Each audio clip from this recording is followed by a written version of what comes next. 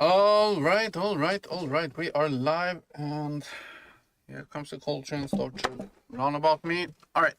So we are live, and we are ready to continue. I've been working a little bit this morning, man, not much from what we left off yesterday. And what it comes down to is that we are going to continue to get our modules information box up on screen. And so that's what I'm going to continue doing.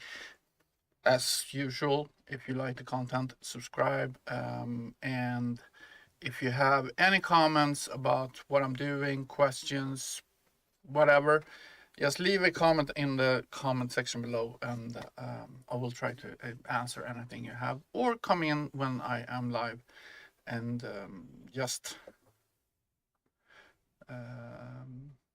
you know, talk, chat, hang out, do something, and you be quiet, my man. All right, so let's see here. Where are we? So we are, if I put it like this, right now I am just reworking these things, make sure that I'm getting the right information in here. So I'm supposed to be able to click information here, and this window is supposed to pop up. It doesn't do that right now because we are not even getting the right information. We don't have, right now I have this item is of a type that will present the data for me, but I need to make sure that these types as well are doing the same thing. It's hard to explain exactly what I'm doing here, but basically, as it says on screen, I'm trying to get the data from the data assets into the window. That is basically what I want to try to do. So let's see, where are we? I'm in the basic information widget. So this is World Interactable. I don't know. I'm pretty bad at naming shit. So that is supposed to be items that you click on in the world. However, there is a problem with this, and that is that for some reason I have to, whenever I click on a opponent, for example, another thing, another vehicle in the world, it should not be world interactable. It should be getting from the data, from the vehicle data table. Give me a second. I need to tell the boy here. He is crying, and it's a dog, not a child, but it's a dog. He is extremely. As soon as I start talking to the microphone, he's like start rounding me and talking to me and don't want me to stream, basically. He doesn't care about me at all when I'm not streaming, but as soon as I start talking like this, he's like start crying and stuff. But we'll deal with him. Do you want to go outside? Do you want to go outside? It's actually raining today. I don't think you want to go outside. Yeah. Stop now, Coltrane.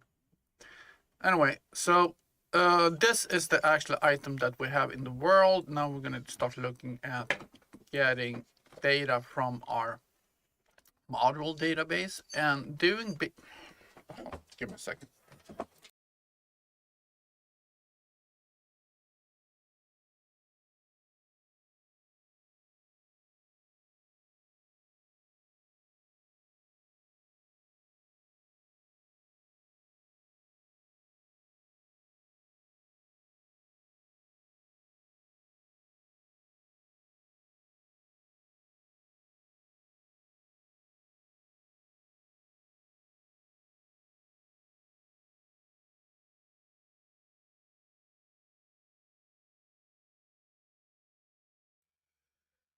Oh, I thought so. How you doing, man?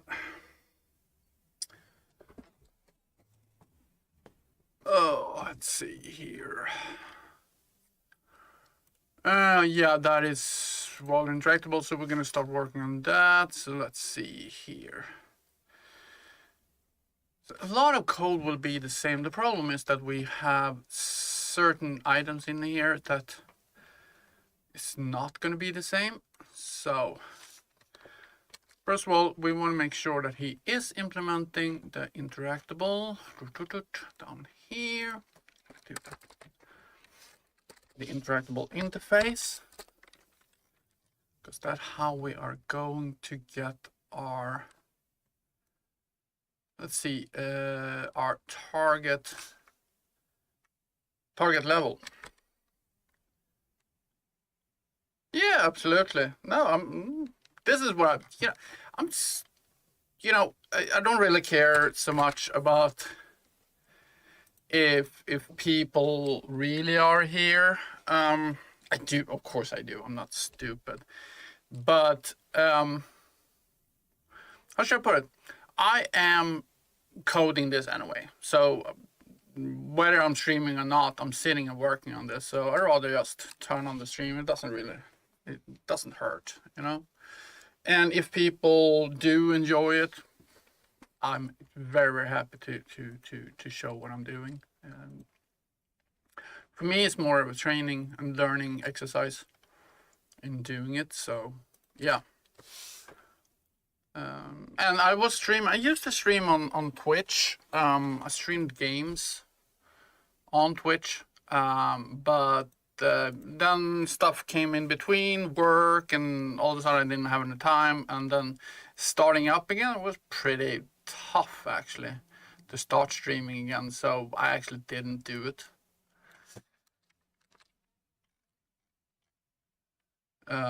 I did it for a while, and then I was like, nah, fuck this. Yeah, I mean, that's perfect. That is absolutely perfect, right? Coding anyways, learning at the same time, and you make videos. I live stream. Thing is, I was doing videos, and to be honest, it was such a much work to do it. It was like, it was really, really a lot of work. So module row.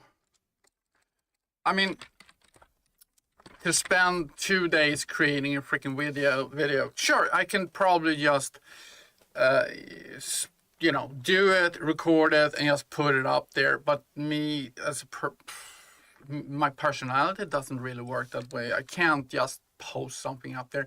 That is what I'm doing right now. Streaming and just post it out there. But sit and edit, and it was a freaking nightmare to me. So let's see, I'm just gonna get that up here. Where are we? Which row is it? I just want to get that there. And it was actually, honestly, the editing that was just taking the will out of me. But to do these tutorial videos, it was just way too much. What is that?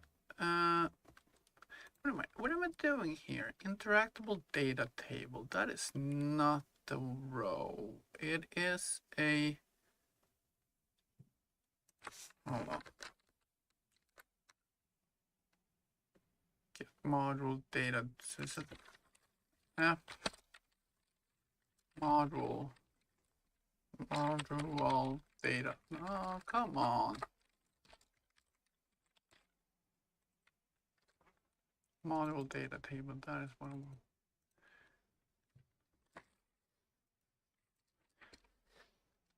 So you do videos yourself?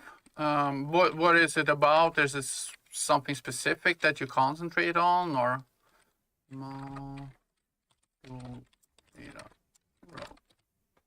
There we go. ENF.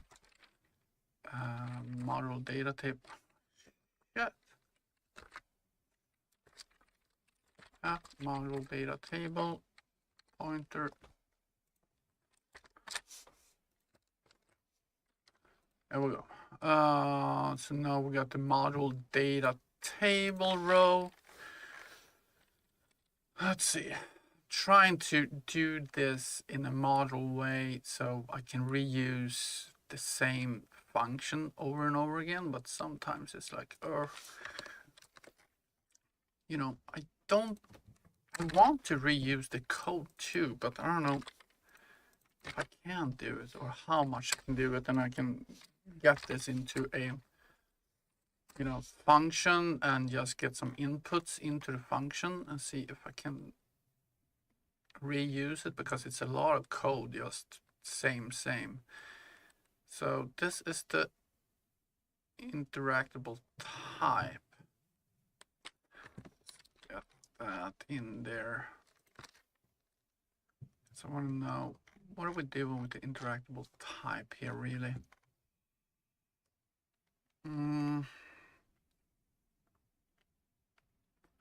Interactable type, loaded data asset.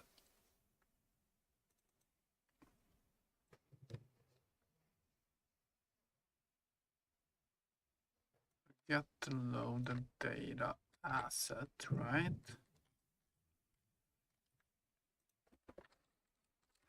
It's like you do this code and you're like, yeah, of course, this is perfect. And then you're like,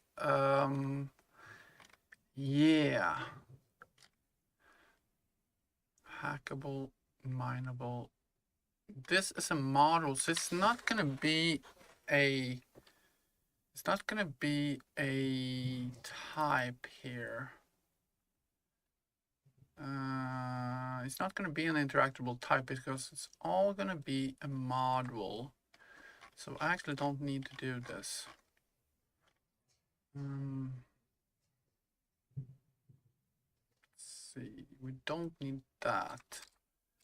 We don't need to have a type. All of them are modules. That's fine.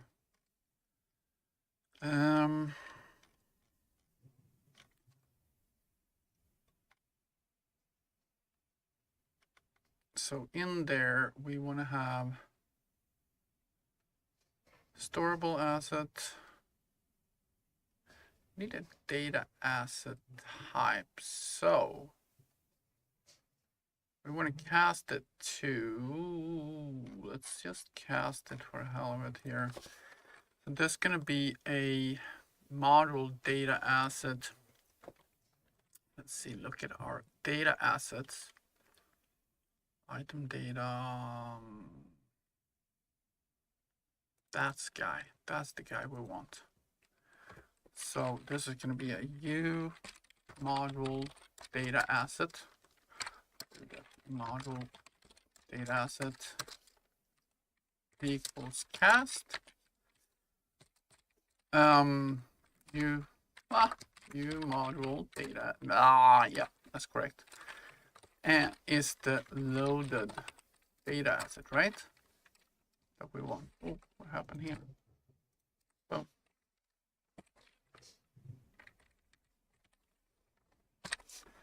Loaded data asset. Let's see. On model row, loaded data asset, which is this item data asset. Found in, no, this is wrong. We need to have that. That is called something else. It's called, oh, hey, Tipinder. Your home feed, nice. How you doing, man? Module data, that's what I want. So I guess you're interested in coding and stuff then, if I popped up in your feed. Or is it home feed? Does that mean that you're following me? Is that it? Subscribe? I'm actually, to be honest, I'm not very good at how YouTube actually works. I understand how to stream and all that, but how the algorithm and where you pop up, that is something I haven't really looked into. So I got the loaded data asset. Now we just want to set the header item text name and item image. Okay. Let's see. We can actually probably copy most of this and see what we can do with that. Oh shit, not X. Copy. What the hell? So let's see. So we got our module data asset, and module data asset, and that should have something called name by name, module name. Oh yeah, I don't have, I just have the module name. All right, so how about that? That could work. I got the module name in the header item text, and then item image by level, which we do have. We're gonna say our found module data row, and we should have images. Jesus. No, wait a minute. This is wrong. This is wrong. That's the module data that we want. So hold on. Why is this is new image module data asset?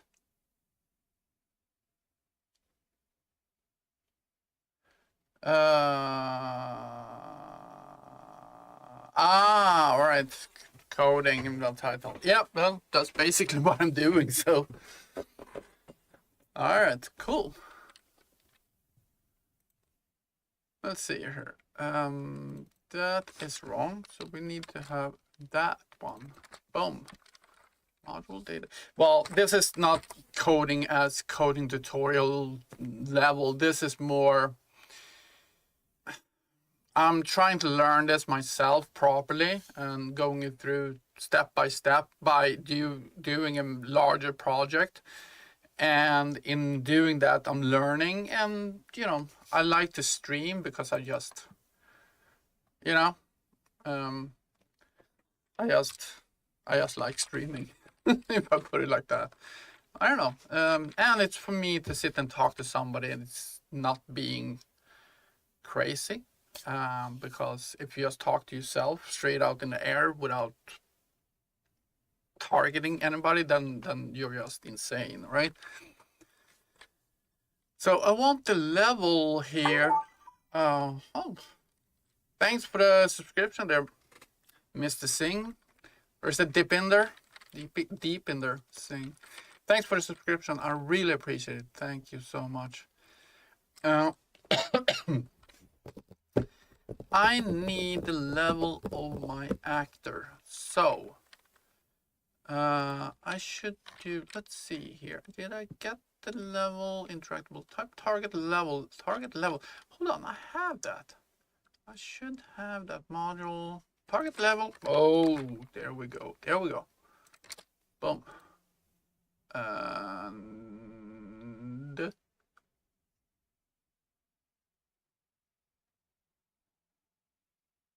hold on.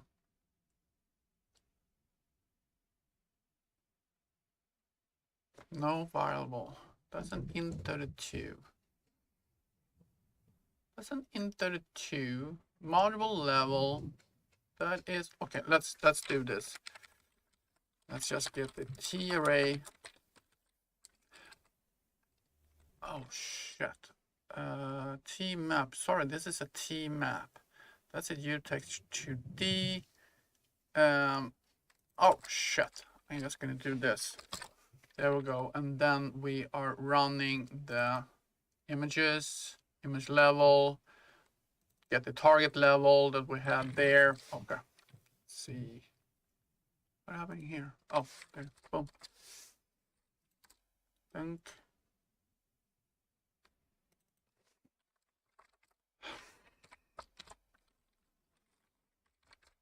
T array. Oh, wait a minute. This is a T array. Right. Hi, man. Hey, Kadar. Welcome in, man. Oh, so yeah, apparently the The algorithm seems to work then. Let's see, this is a T array, and this is, of course, a T map. Let's think a little bit here. So, should I go in and actually do a T map of that thing instead? I think so. Model data asset. Let's do that. Let's do a T array. No, let's do a T map here instead. T map going to be of int32. Let's see, so I don't overwrite anything. And a U texture 2D.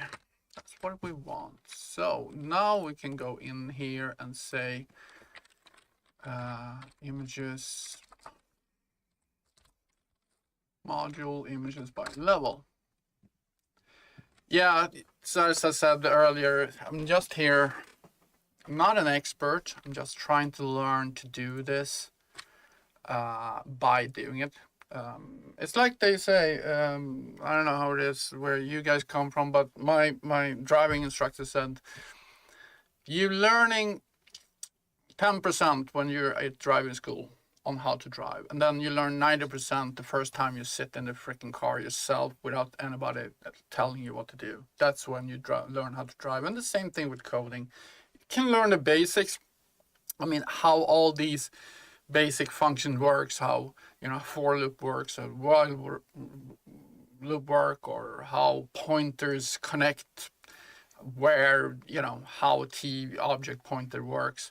But in the end, it's not until you sit there and actually do the code by yourself that you actually understand what the hell the teacher talked about, or the tutorial that you did, what they talked about. You won't understand it until you actually do it yourself and get all the problems that you encounter as you code. All right. So let's see. So we got our T map, and we need to up that in the, when we're done here, we need to update that in blueprints. So what's next? I think that's actually, let's see up here what we're doing. That's actually it. Loading data. So what can we actually reuse out of this? Because I don't really like to have the same freaking code over and over again. What game I am developing? Well, this is, how should I explain it? It's a gas project. It's a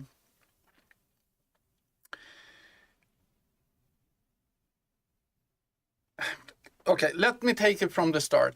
When I started this project, I sat during the winter and spring here and go like, I played a game called Unreal Engine.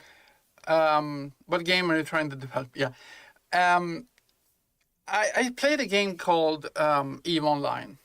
I don't know if you ever played it, but it's an MMORPG, and it's a lot of data-driven items. Yeah, right. You're absolutely right, that is exactly what's happening. Anyway, I was playing a game called Unreal Engine, Jesus.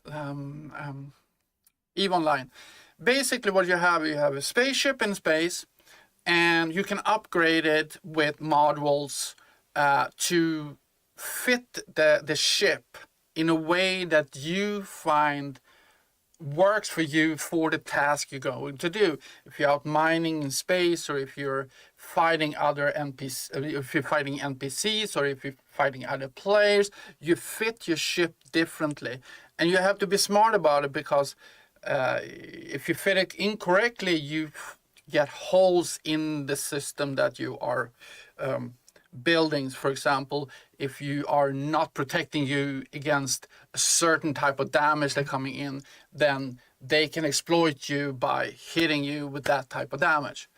Now, it's a very data-driven thing. So what you do is you take your ship, and different ships have different ways of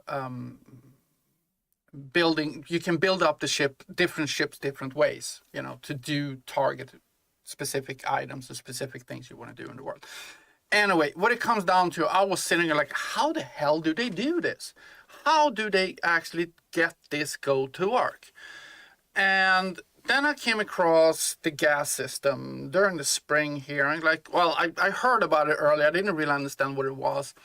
So I did a training on the gas system, and the money just dropped through, and I was like, oh my God, this is exactly how they do these different things. This is exactly how you update your attributes, how you update abilities on your RPG character, etc., etc., etc. I'm like, damn, I wonder if I can do something, because I enjoy the game. So I'm like, I wonder if I can do something, because there are a couple of things I don't enjoy with the game. For example,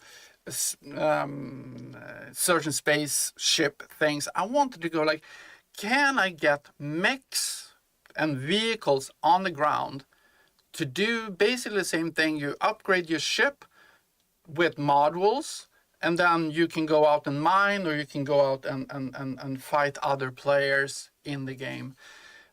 So that's basically what I'm doing. It's not a clone more than the base idea of the game. The base idea is that you upgrade your ships with modules to make sure that your ship or vehicle becomes as good as possible. And then we're going from there to do different things in the world, etc., etc. Now, I'm in a very early position of this development. So right now I'm working very hard on building a base structure of the game. So we have a few classes that is totally data driven. I want to be able to, for example, if we're going to create an item in the world, all I'm going to do is create a data asset and fill the data asset in, fill the data asset out with all the information. And then basically all I'm going to do is go in and go like, okay, create a new item. This is the data asset you're going to use. Now, place it in the world. That's it. So whenever the structure of the architecture of this is done, all I need to do is create data assets for each item I want to create, and they will fit straight into the system. So that is what, so the key point of what I'm doing right now, if you look at the game itself, right now, it's a total empty world. I got a box here. And if I press play right now, box appeared. This box is totally controlled by data assets. It has some basic functionality, but it's a data asset that tells you to what this item is. It even controls components. So if we look at the components here, if we can go in here, we can check the component or data asset in here. Well, let's see, containers, we're not going there. Blueprints, interactable. So this is my test object. It's basically what it is. It is absolutely blank almost. I can close that one. Right now, I got these three things is what's controlling the thing. Even this is gone. I'm not using that anymore. These things here, the data. It's a 3 drop downs right now. It's the item, it's the level, and it's the type. Now this will be totally controlled in a spawn function later on. Right now I just place it in the world. I don't even want to place these things in the world. I want to spawn them through code. And so with these 3 drop downs or variables, it will control exactly everything about this item. For example, right now, if I change this to level 4 and I play, the name of the object, it changed to large container object. The attributes, it's changing the attributes, base attributes of the item. Even the image disappeared because I only have one image. So even that disappeared. So everything is controlled by data-driven. Hi, Sir Bosso. How you doing, man? Also, the same thing is with all the vehicles is supposed to be driven by code. All the everything except for the static world components. Of course, when you're building up a world, you can really control it. You can probably do that too, to be honest. Oh, it's just a lot. So far, right now, we have a fitting menu. This is just going to be a menu that is in a station. So you can drag and drop your items. It will upgrade your system. This actually upgrades the system's storage. Actually, I removed all the code, but what happens here is that it will update your storage size. Now we can drag and drop, we can unfit them. This is a total working station UI system. So, what do you call it? Inventory interface. So the inventory is totally workable. It is actually already saving to file. So everything I do stays.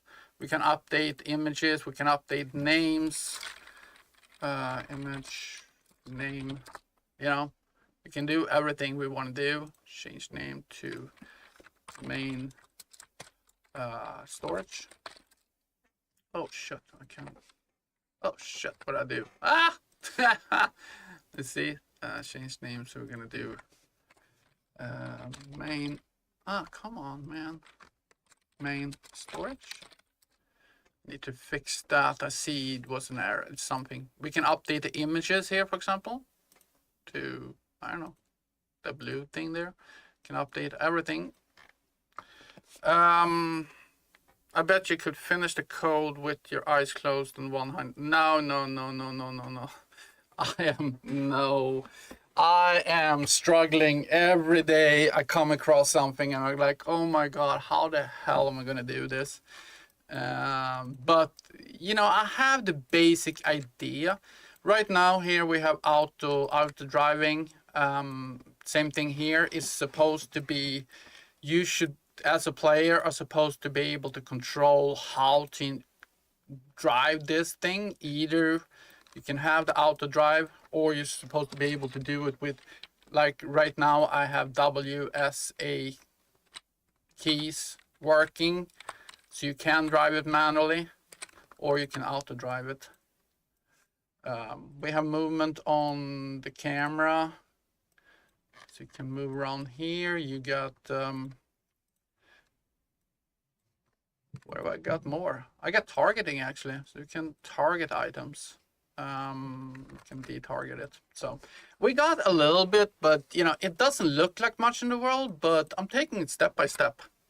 Step by step, I'm building up a concept of things that's going to work together, but it's going to take a long time, and I enjoy doing it. I enjoy coding, and to me this is like playing a game. It's like me sitting and playing whatever game you like to play when you're not doing anything. Yes. This is Unreal Engine. So that is the base of this whole thing, is Unreal Engine. It helps us with a lot of code. I mean, if I didn't use Unreal Engine as the base, this would probably, for me, it would be impossible. I wouldn't be able to do it.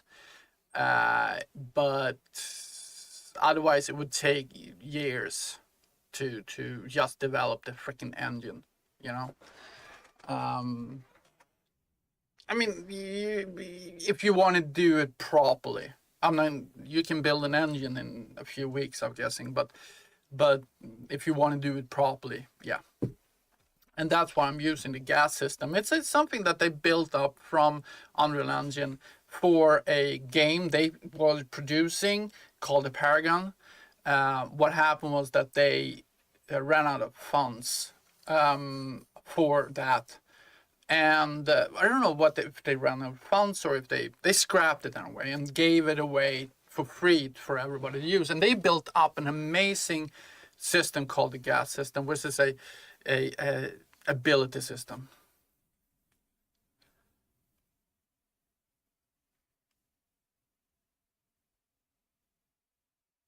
Yeah, game engines. It's you can, but the thing with Unreal Engine is that you are able to dig down into the code for the game engine and change how the game engine actually works. You can actually go in and start changing the architecture of the game engine that you have installed on your computer, and you have all the freedoms to do so if you want to do it. It's the size of the integer. You mean the int32? It's the size of how much space you are allocating on the heap.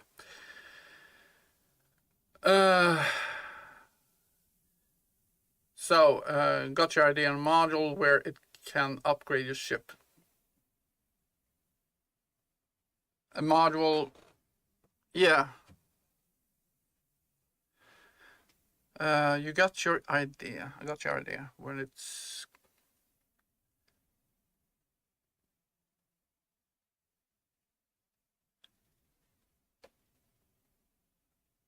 I'm sorry, Kendar. I read your post or your text 3 times. I don't really understand what you mean.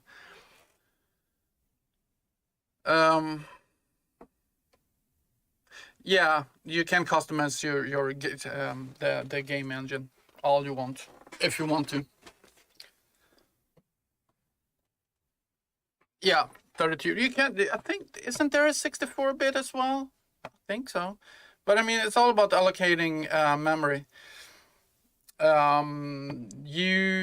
usually use 32 bits. I could go down to 8-bit for a lot of things to optimize it if I wanted to. All right. So let's see. So we're creating that. Let's see here. So that is cool. We've done this. I gotta remove those afterwards. And then we got it switcher. So that is fine. Let's see here. Set header switcher. Let's see. Let's look at it. I was looking at this code yesterday too, and I was like, oh, what the hell was I doing here? But B is interactable item.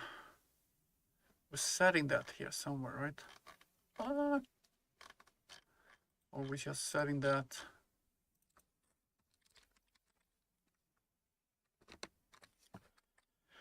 Yeah, I told you the difference is that the memory allocation you put on your heap. So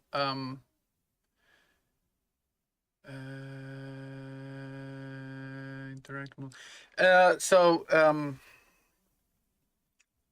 So if you put a int 8, you use 8 bits. If on allocation memory, and if you use a 32, I'm guessing you use 32 bits. So it's all about memory management. That's what it is all about. Get interactable return. Yeah, so we're setting that. Let's see here. Let's look at the main HUD. There we go. Set interactable.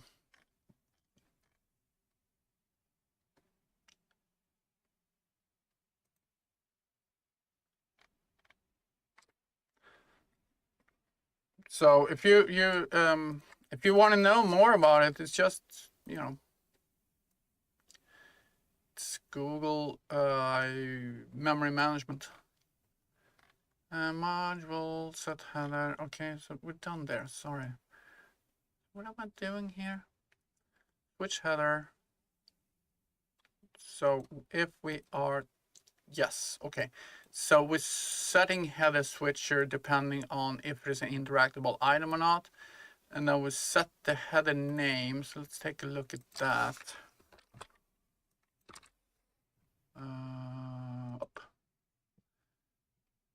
So we're not even doing this at all. This could be actually removed totally. I don't think I used that at all, this function. I think I can remove it as is.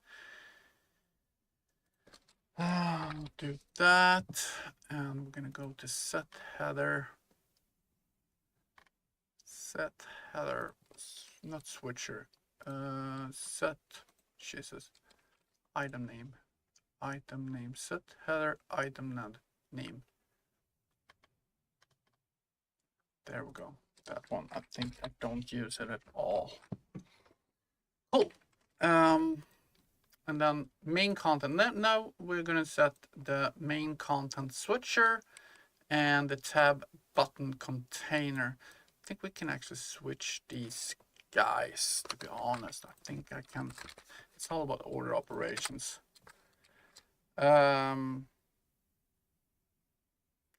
No, it is inspired from EVE Online. But it's not that I think it can be improved. It came from the idea that I wanted to understand how they did it. And when I start building the game, it was more like, okay, let's take that idea on how we build the ship and how we're doing it, and then we're going in a different direction after that. You have a base idea on, that you take from somewhere. You pick up an idea and like, oh, how do they do this? You start working on it. You're like, oh, maybe I can use this to drive another idea, another game that I, build in my. Because if you look at it, most games are inspired by each other, Assembly? I don't know what you mean by that, to be honest. So, guess not. Right now, I'm concentrating on this stuff, and then we'll see. Let's see. Hold on. Set tab container. Let's see here. So, this is the tabs that we want.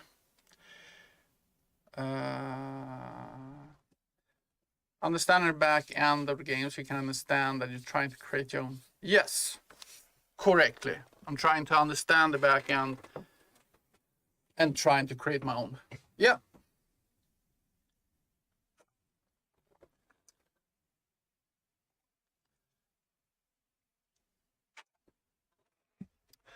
Well, taking it step by step, little by little, and then in the end we'll get something that I'm gonna probably be pretty proud of. All right, so getting the HUD in 32, we are, here we go. Storable data. This is where we need to check.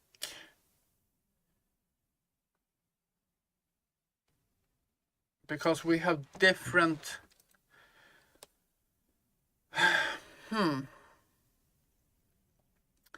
Most of these code will be the same, although I will not always have storable data asset. I will have different. Let's see here. Storable.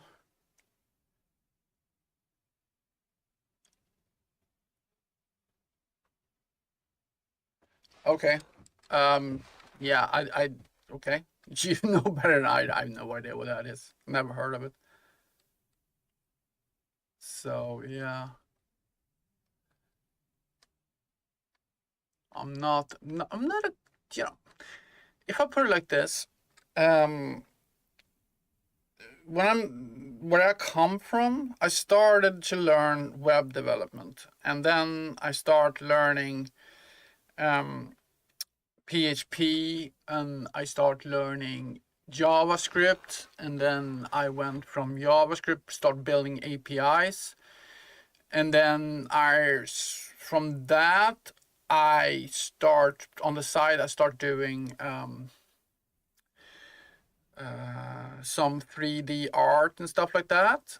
And from 3D art, I got into Unreal Engine and go like, okay, let's learn, see, how this works and how to put in my items in here. And then I started learning C++.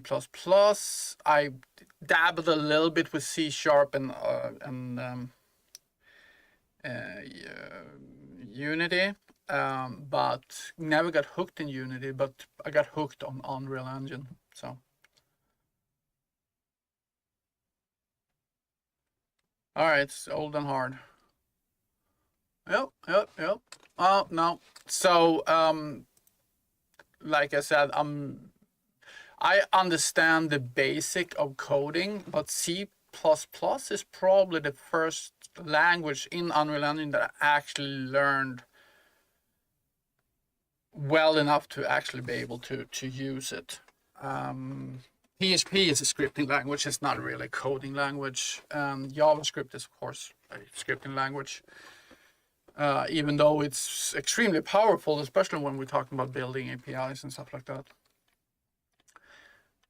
So I'm all about data-driven workflow because I love implementing APIs into games and such. So things.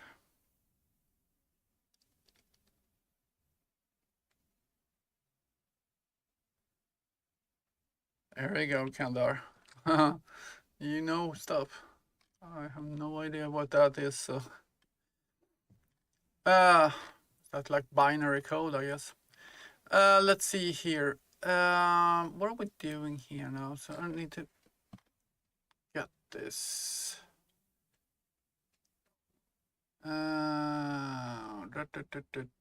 Data tables. Jesus, where the hell are we? Okay. Storable data assets. So let's look at this data asset. There.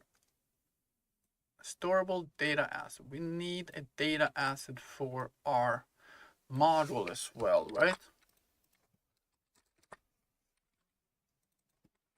New module data asset. Okay, that is not new module data. So yeah, that's it. We need to go through this module data asset. So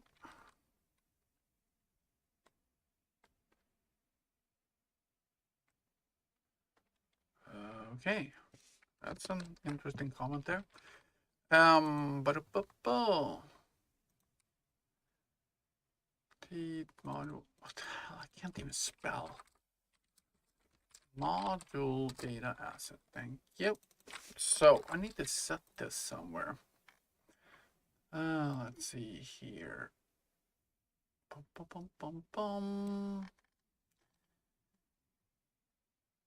Storable data asset. There we go. Look at that. That is where I do that to save that information. So we're gonna do module. Setting that here. New module data asset. And okay, so got that there. So tab, where are you, Tabby? Tab button contain. Oh, we got that there. Set it. So here we're gonna say if storable data asset. If that is true, then we want to do a for loop with this. Now, tab button, just gonna make sure that these things, tab button, because I think this could be just a function. All this is probably going to be a function. I just want to make sure that I can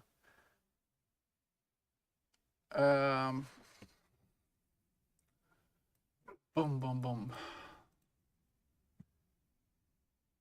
We got the E-type tab.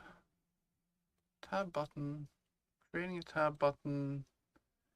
And this one. Everything here is okay. And the child is fine. Static cast. Element. Yes.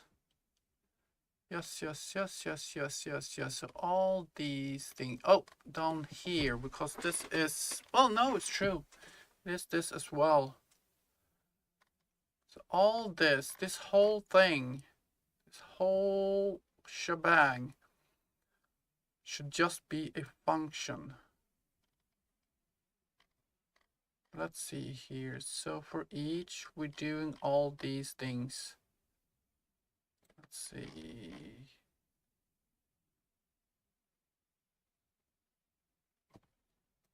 Okay, so boom.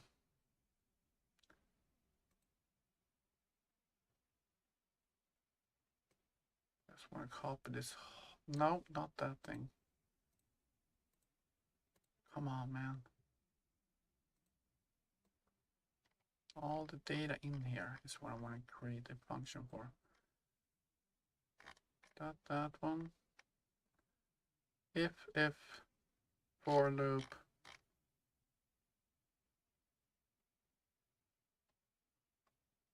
That one as well. All right. And up there.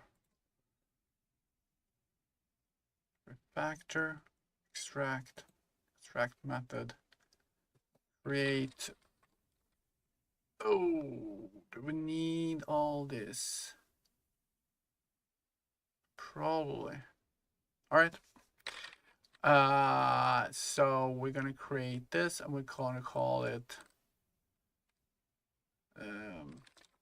create tab buttons. Okay, next. Take that now, and I'm gonna X that and put it in there. Boom. All right. Now, if we're gonna have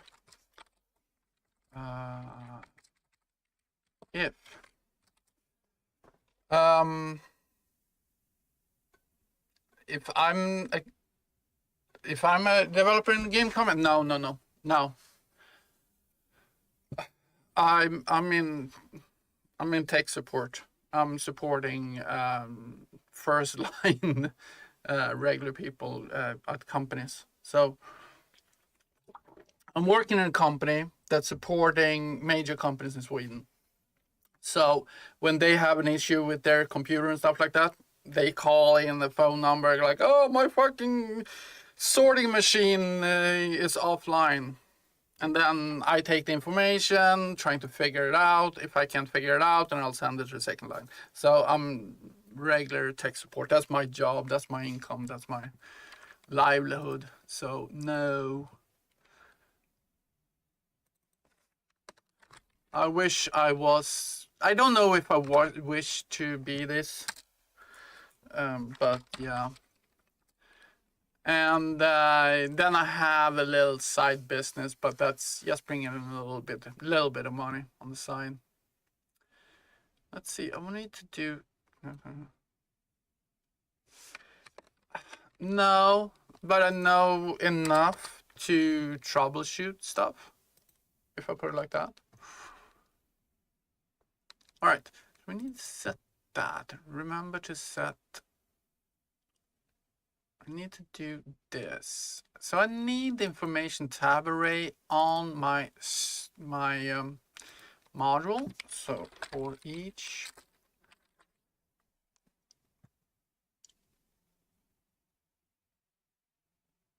No, it's not a bad job. It's just that I'm on level 1. You know. But it's okay.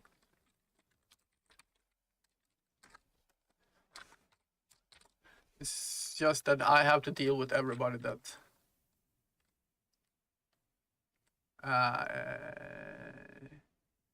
let's see. So we need the module data asset, and to be honest, I need an information tab array on my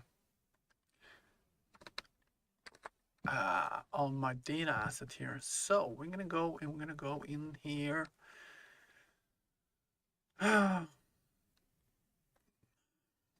Data hackable module data asset here.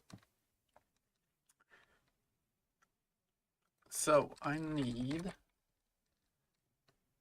that guy. It's going to be an E-tab type. E-tab type. Information tab array, and it's going to be a T array type.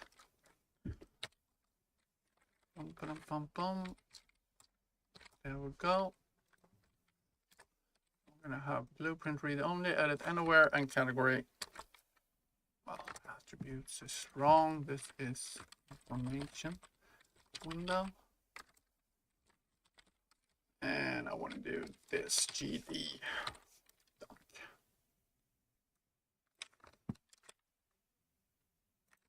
Put that there as well.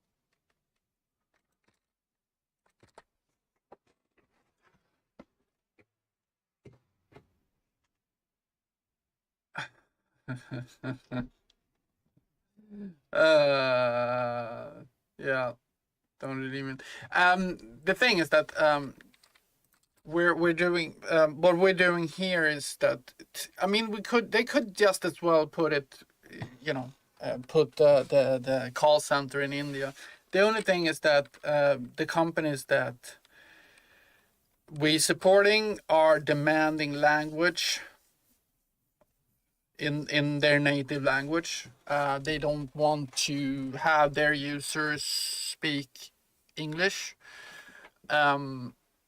So we basically have every desk that we have, different companies have different demand on language skills. So for my desks that I control is Swedish, English, usually Scandinavian languages, Dutch, you know. And to be honest, India is a great country, you know, for a lot of things, but I don't think you can find so many people speaking Scandinavian languages down there. Well, then just produce it, Sirboso. There's nothing stopping you. If you have an idea, just do it, you know. There's no better time than the present. Information tab array, there we go. Now we got that, so now we can create our thing here. Boom. What was I? Boom. Right, so honestly, that should actually freaking work. So let's do a test. We'll go in. We try to run this function. Okay, so what we're gonna do first is we're gonna go to our button, the actual button we're pushing, sub widget button controller, maybe. Pretty.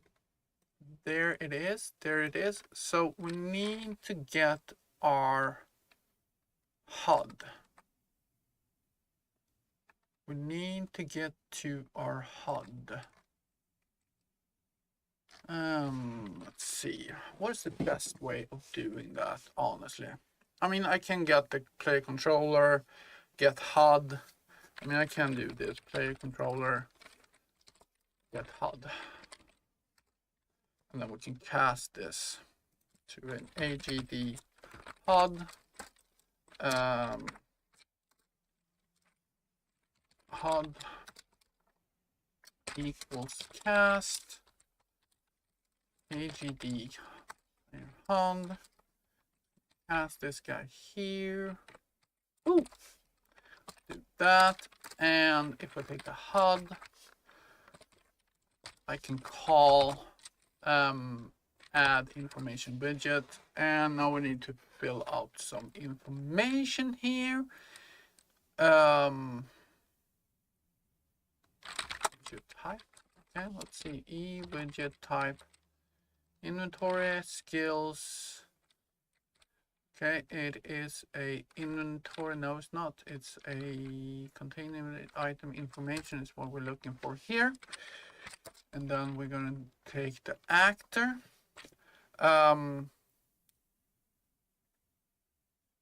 Yes, 90% of Indian people know English. Yeah, it's not that. The thing is that think about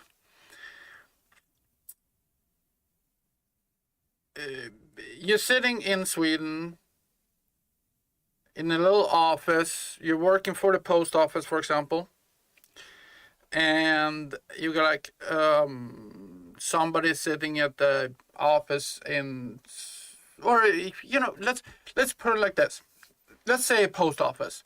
You have post office in Sweden is not like a building that's a post office. It's could be located inside a store. And the store staff has a 19-year-old girl standing in the post office section. She's going to hand out the package.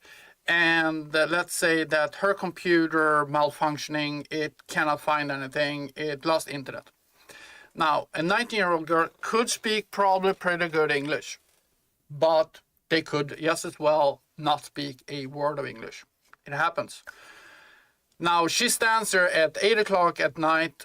They're closing the store at 10 o'clock, and now she needs to call tech support to get her internet back up and running for her laptop. The post office got like, we need to be able to speak with this girl in her native language so she understands what's happening, because we cannot send her to talk in English. And so that's why they decide to say that, okay, we need to have native Swedish speakers or Danish speakers or Finnish, especially in Finland, because Finland is I can tell you, Finnish people, they understand English, but they don't like to speak it at all. So you need to have, you know, native speakers. English is, you know, a language that most people speak, but absolutely not everybody. And absolutely not when we're talking about technical items, you know, routers and you know, whatever we talk about. I mean, I can just not think about anything right now, but you know, ports and you're gonna check your port, or you're gonna look at the USB hub, or can you check your Ethernet cable and stuff like that. This just it's not for everybody. So for us who speaks fluent English, it's you think like, yeah, it shouldn't be that hard, but for somebody that barely got out of high school, yeah, that's exactly what it is. All right. So this is interesting. So we got this widget. We want to know what the actor is. It's the target actor. Well, the target actor, we have that. We should have a target. We should have a storage item. So item struct. So we can look at the item struct here. Item struct. And we are getting the item type is not right. Item object, of course, we're getting the item object. All right, we want to know in shift click. So I have a system. We're going to put false right now, but I need to add information if I'm clicking shift at the same time as I clicking the button. And the reason for this is that if I'm not clicking shift, I want to close a window that's already open. But if I click shift, I want to keep it open and have a duplicate, so you have two screens. For example, if you want to compare the information between two different objects, then you want to have both of them open. So if you shift click, both are open. If you are not, then you're closing the first one, then you reopen the new one. Right now we're just going to put it into false to make sure that we are at least just going to be able to test it. And then we need to bring in that information if I click and holding the shift button as I clicking the button. All right, so that is something we need to pay attention to. I'm going to do a to do here. All right, I'm going to do this. Well, come on. There we to do. Check if shift is held. There we go.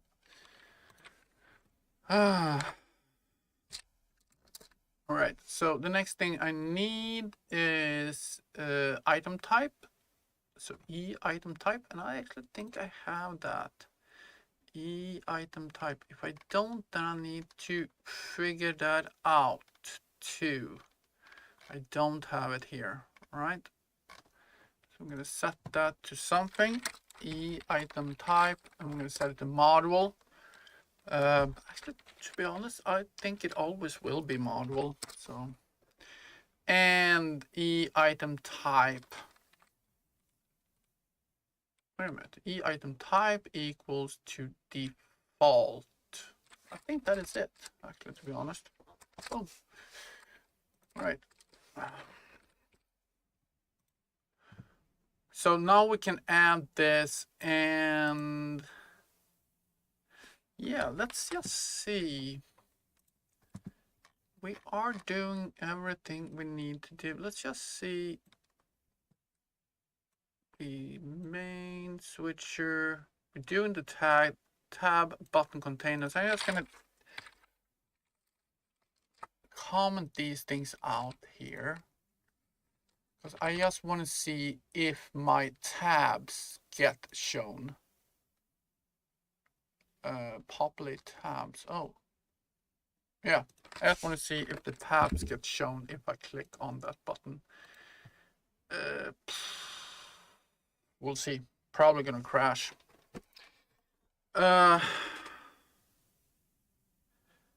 Do you like building PCs? Problem related to hardware. To be honest, I've been upgrading the PC. I never built a PC from the ground up. The PC I have right now is 5 years old, and I have upgraded it myself. And I start getting more and more comfortable with it. But I will have been a little bit worried about frying shit, you know. All right, this is not going to work. So we need to look at this. Oh, this is not a...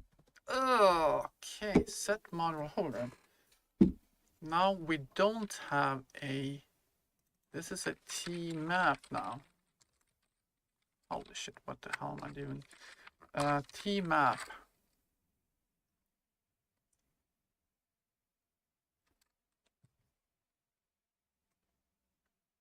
Enter 2. Right? No, what the hell? Well, hold on. Where are we?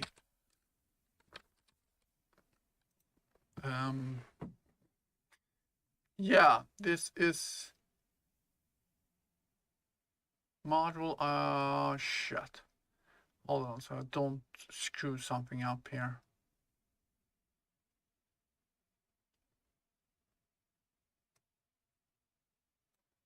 Yeah, this is.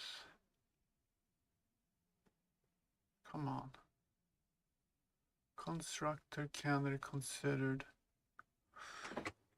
Hold on. What the hell?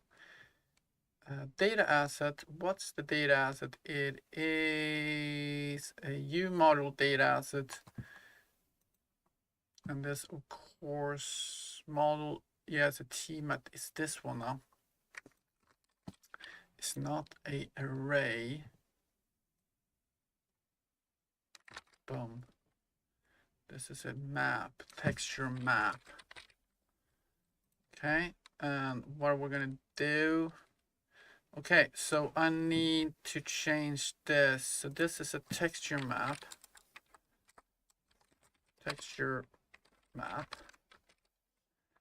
And we want to set this to... Okay, hold on. I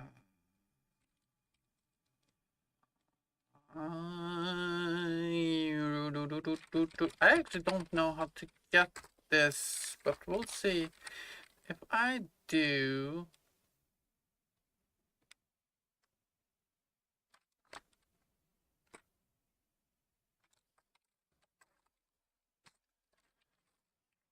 find by key or something like that, find by hash, get keys, get find key. No, we want to find value, get value, something like that. Get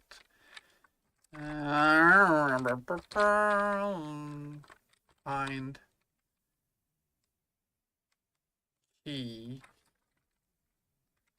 Find key. No, we don't want the key. Where is this return? It's returning the key, right? Key type. Where is it? Find the key associated with a specific. No, I want to find value. Find value. Find checked. What is that? Find checked. Is that contour texture? It's going to return a texture you choose D, right? So if I do it this way, that should return what I need. Okay. Thank. It's like yeah. That should actually work. Maybe.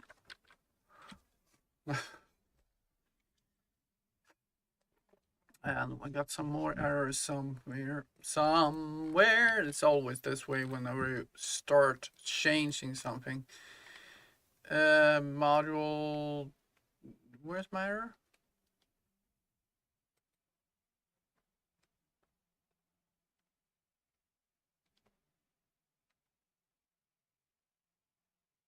What's hide class name? Oh, module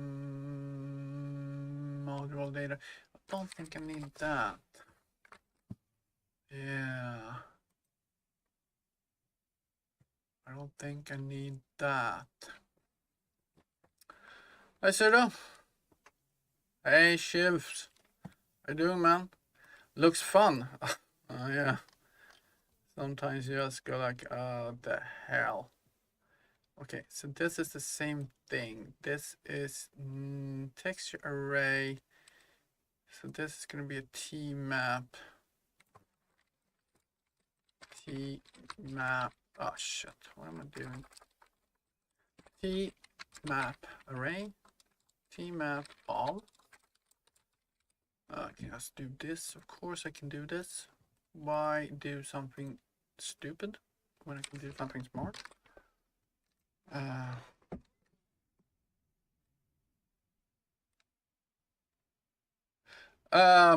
You're fine. Sounds so weird. This is C++. Texture map. And so we're going to use the same function here. So texture map find checked. And we're going to grab this and place it in here. So yeah, C++, the only language I actually, the only coding, real coding language I know. I know some, you know, scripting languages and stuff like that, but this is, I don't know any Java or C# or anything like that. All right, let's run this and see if we can get something on the screen.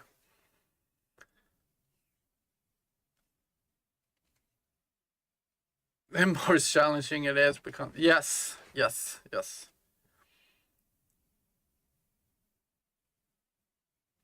All right, now this is absolutely not app development. I actually looked at it for about 2 days, and I was like, no, this is not for me.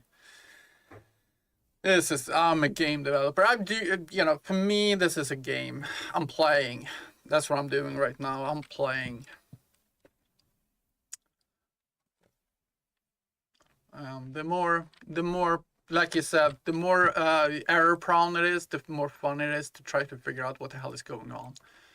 All right, so let's see here. Oh, we got a crash. Cool. So what's the crash? Image to use, texture map.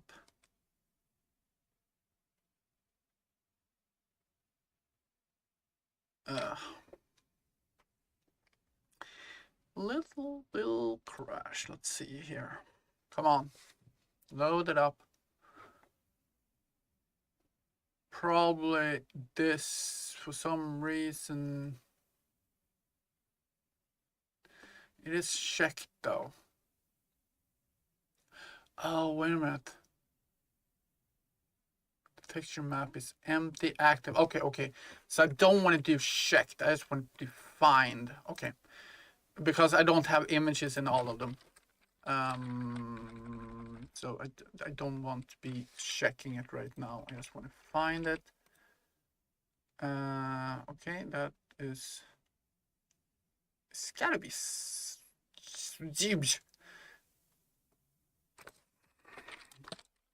Gonna be find. Find, yes. Why is it? What the hell?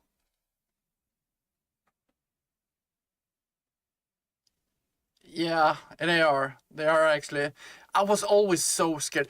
The thing is that when I start using coding in C++, I didn't know enough of bug fixing and troubleshooting, and so all I got was got a crash, and all that happened was I got this blue window with not the blue, not the blue window of death or whatever you call it, blue screen of death. No, but it was like a Unreal Engine blue window, like you crash at this location at this point in your heap, and I'm like, what the hell does this mean? And I'm like, oh my god. And you were searching and searching, all you got was this, exception encountered at address blah blah blah.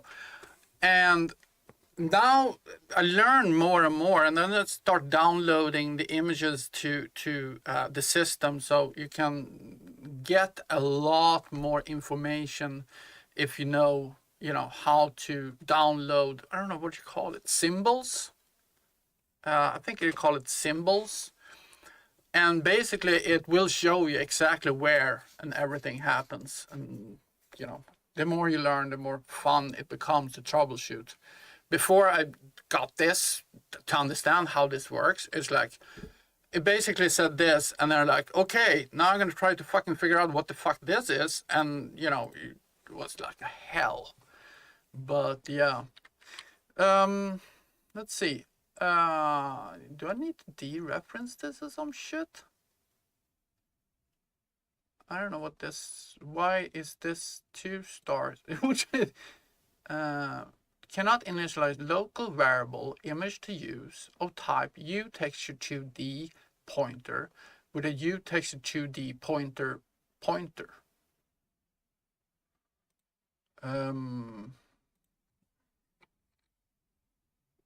Okay. Maybe it's. Don't we have a get word here? No, we don't. Okay, I'll do that. Okay. I don't know. I guess that's the right thing to do. Oh shit. I have it in another place, don't I? Didn't I do that in another place? Yeah. Close that. Sorry. Let's see. Control F. Find. Check. That was not in this. Where was that? Damn. All right. We'll figure it out. We're probably gonna get a second crash here.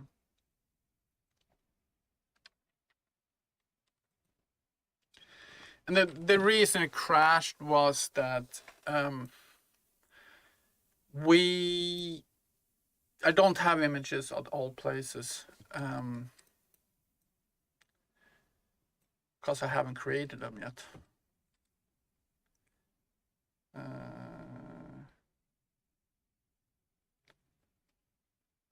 Yeah, you have to have patience. Try to. Oh, empty. You got another crash. Okay, let's see here. Texture map is empty. Active level is okay. Let's just do this. I don't know. Let's look at the map and find what I can do. I don't know.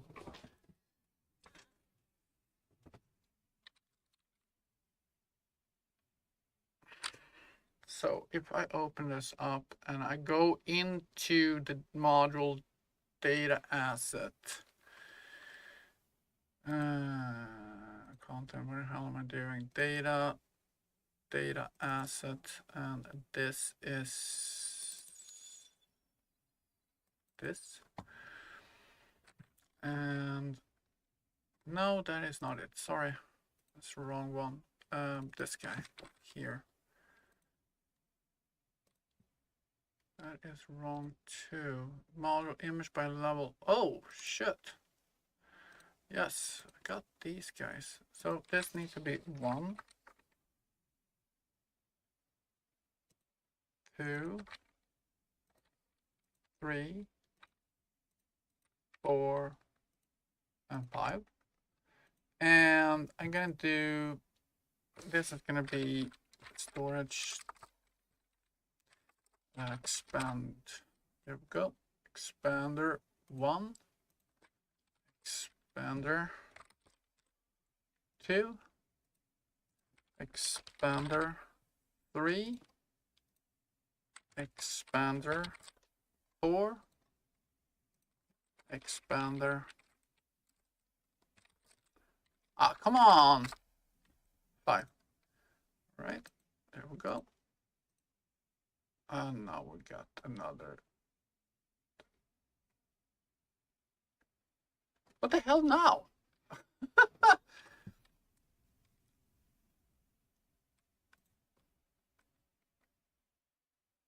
Texture.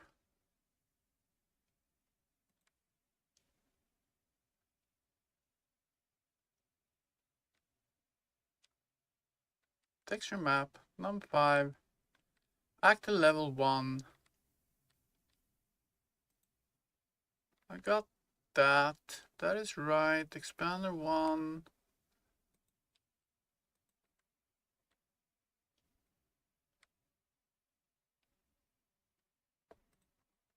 What the hell? Why are you? Oh, hold on. Set module row.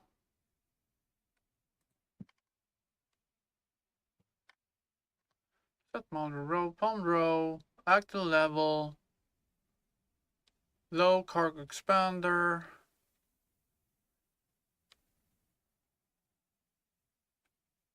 Tmap. Find at active level 1. So that is 0. Is this.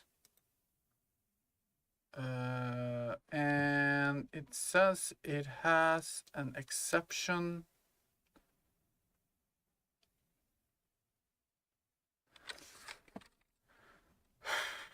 for a access violation reading location. Wait a minute, access violation. Access violation. Access violation.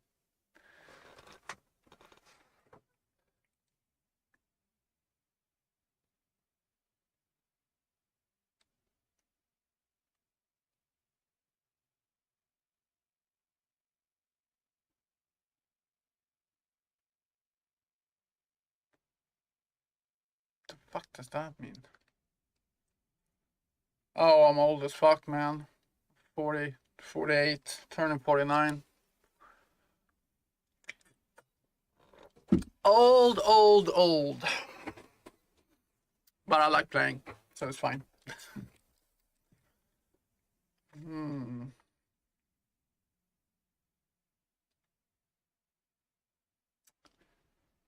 Okay, there's something here that I don't.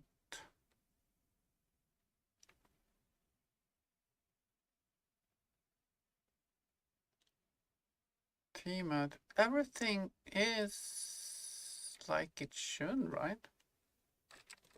Let's do this then. Just for hell of it. For each. Boom. If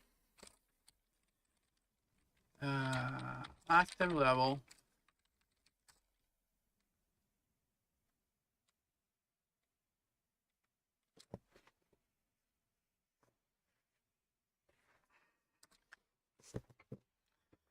equals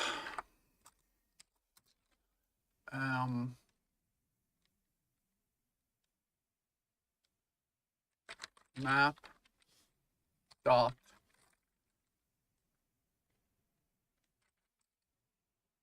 key plus 1.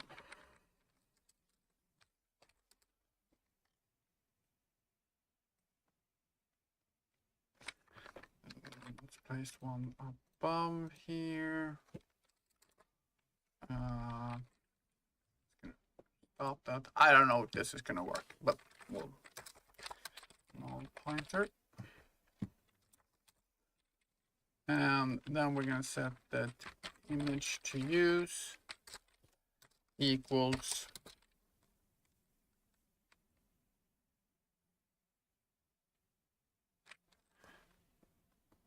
hold on, we're gonna do this.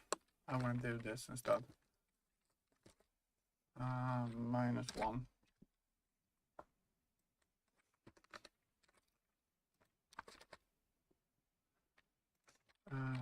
Map dot value.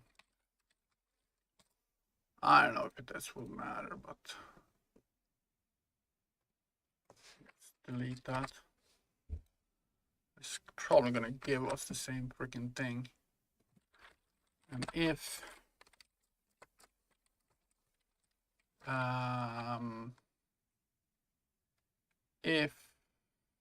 image to use that is true, then we're gonna set the image. Otherwise, we're gonna skip that for now, and then we can just move on and check other things.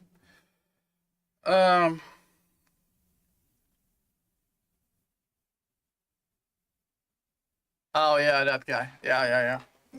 I mean, to be honest, people my age, when we started playing computer games, we were, when let's put it like this, the first computer my dad bought for us to play on was a Commodore 64 in 1986. I was 9 years old, and adult people has been gaming their entire lives. That's something we did as a kid.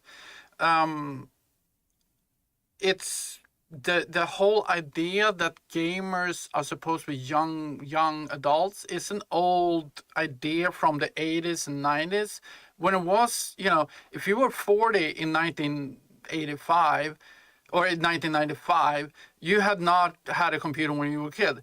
When you were 40 in the early 2000s, you did not have a computer when you were a kid. You didn't play console games. But if you start playing console games in the mid 80s, when I was, 8 or 9, then it's something that just continues with you. I mean, it's like rock and roll music from the 60s. It's old people that listen to it now because they were young when that came out. So it's the same thing. So, yeah. My brother, he's 4 years older than me. He's a complete gamer. He's 54, 55. Well, 50, 54 now. All right, so we actually got everything except for cargo level 1. Interesting that that picture didn't go through.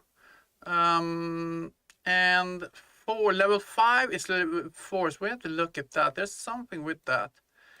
So it's off with 1 when it comes to levels and image. So level 3 has a level 2 image, level 3 has a level 2 image. So that's something we need to look at. Now, the thing what I wanted to check. No, it's fine. The thing is that I do code most of my code. I'm trying to do it, a lot of it off stream as well. So I just enjoy when people comes in and talks. So no. That's why I stream, is to entertain myself, have fun with people. And I love streaming. It's not, if I'm just sitting here just coding and nobody talks to me, oh my god, what a boring fucking stream, wouldn't it? No, I absolutely enjoy it. And that's what we doing here, is also that we're getting feedback back and forth, and you can come like, why are you not doing that, or why are you doing that, maybe if you do it this way, maybe it can become better. So I'm gonna press this information button, and I'm scared of my ass because I think I'm gonna be crashing my, oh wait a minute, I'm going to crash my arse off because I'm not having, hold on, I actually don't have anything in my data struct or in my thing. Hold on. Wow. Let's see here. My low cargo. This information tab. We need to add something in here. We're gonna have 2 things. We're gonna have base information. I'm gonna have attributes. Just so we have something to show. So it's gonna come up. We can actually add another one just for the hell of it. We'll take industry. So base in what we're gonna have is basic information. We're gonna have attributes. We're going to have fitting window, and we're gonna have, well, fitting, yeah. And then we're gonna have requirement. We're gonna have variation, and we're gonna have industry. Did I have industry? No. So I have a window, a tab saying basically what it is. Attributes is what positive and negative things it has. Fitting is what demands it's going to take on your vehicle. My game, the explain story. Well, it's going to be basically a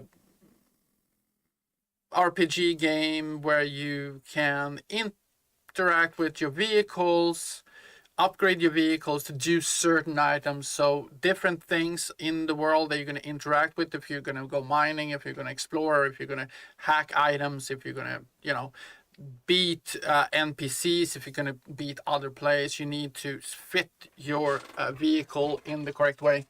So the base idea is a RPG, maybe MMO at some point.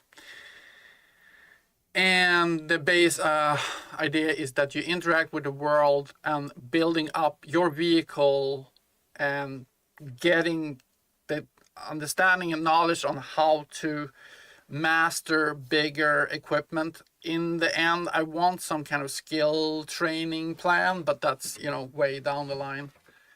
You're going to be able to find items, build modules yourself, to fit your vehicle. You need to probably, I think that you need to go out and mine things or whatever, gather items.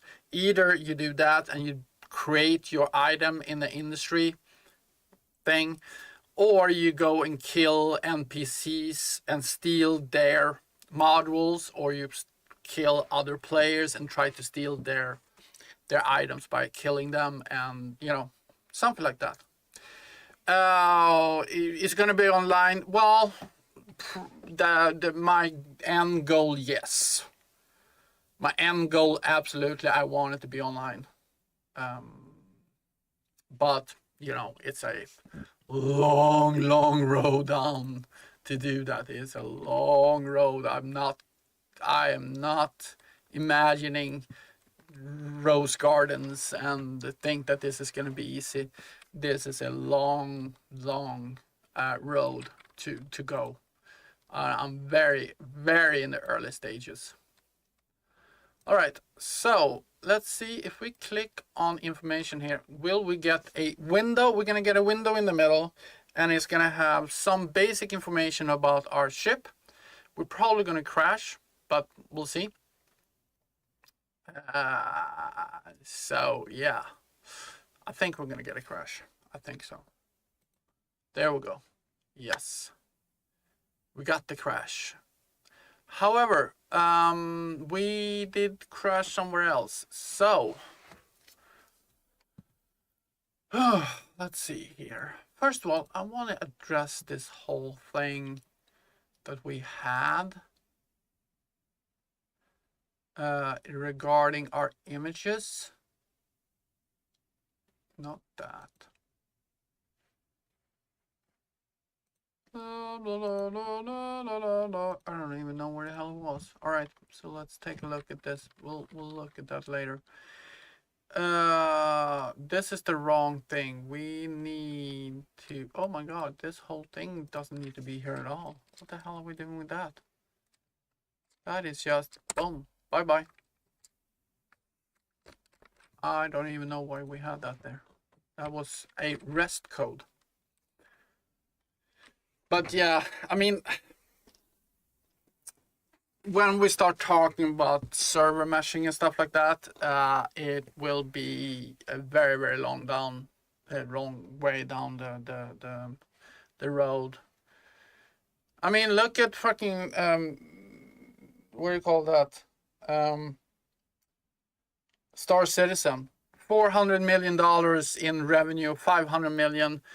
And they've been doing it for 10 years. And what the hell do they have to show for? And they have people. They have a lot of professionals that are working on it daily.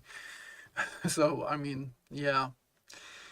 All right, let's see if we can get this to not crash totally. Information. Oh, we got something anyway. So we got our window and grinding tool. This is the basic information about it. It got nothing at all from our thing. However, we got a window popping up. So that's always something. Let's no, we don't do anything with that just yet. Maybe I should do. Let's just see.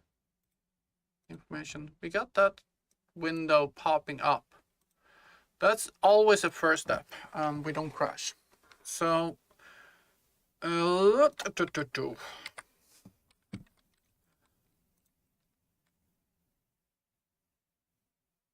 oh, I've been doing this for about when did I start this? 2 months ago? And probably been doing it an average of 4 to 5 hours in a day.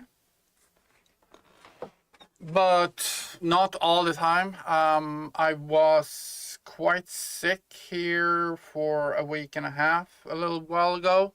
I got food poisoning, so I was out for account for a week and a half. And, you know, days off and on and off here and there. So, yeah. Oh, I need to get some more coffee, and then we're going to continue working on this. But yeah, about 2 months ago, I think I started in late July. Late July is when I start building this one. That's when I went from doing my training, latest training, into this. So about 2 months. So, I mean, it takes a while. It absolutely does. All right, I'll be right back. I'm just gonna grab some coffee.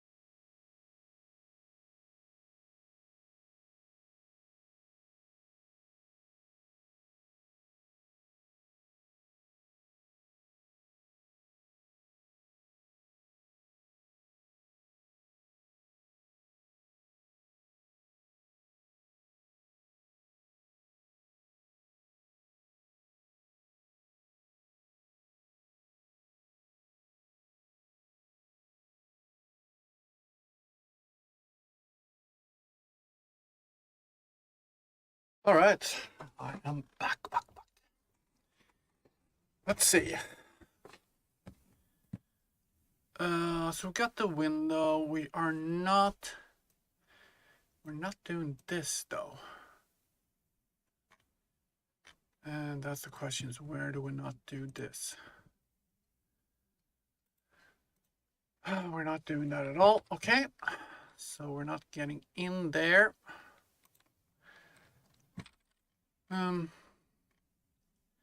Set tab button container. Let's look at that.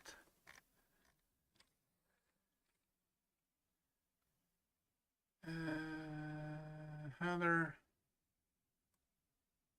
Look at that. We're doing that here. Oh, wait a minute. Uploading tabs.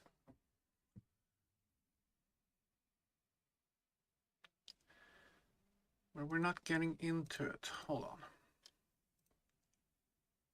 That's what we're going to push now.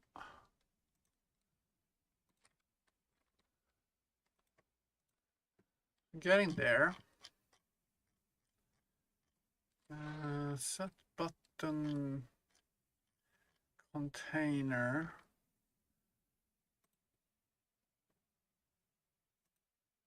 Getting in here.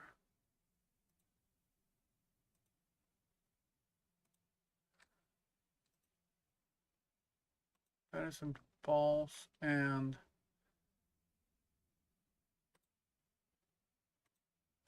this is a null pointer. All right. Let's see here. Yeah, go study. Oh my God, I will be here. I'll be here tomorrow. I'll be here on Monday. I don't know what's Friday, Monday. Don't worry about it. Thanks for stopping by, man. It's really nice to see new faces here, and yeah, welcome in. Welcome in. Yeah, thank you. No, don't be a stranger, man. Don't be a stranger. So let's see here. So creating that, we want to create the tab button, but we don't get in there because module data asset is false. So let's go and find where we are setting that. Boom. Setting it here. So why would it be false? Oh, thank you so much. If I don't know. I think it comes down to how you set your settings on subscription. If it's public, I think that's when my Streamlabs notifies everybody. Yeah. All right. Take care, man. Take care. See you later.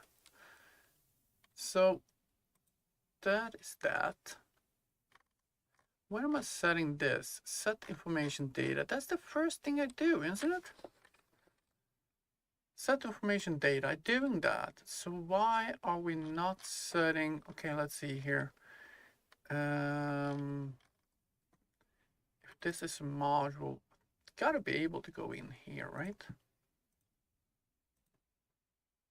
Start over here. Boom. Information. Set tab button. I don't do that here. Okay. Interesting. So why am I not getting in there? That's my question now.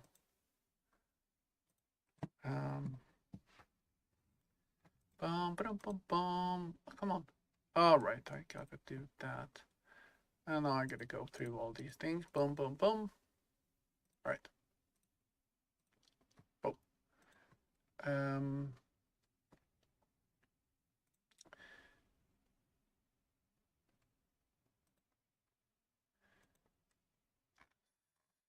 So then my question, next question, of course, is why don't I get in here?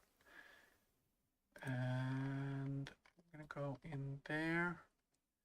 Item type. We're setting the item type. Don't we set the item? If we don't set the item type, that might be a problem. I should do that. I'm thinking about it. The main HUD. Set item type. So let's check that.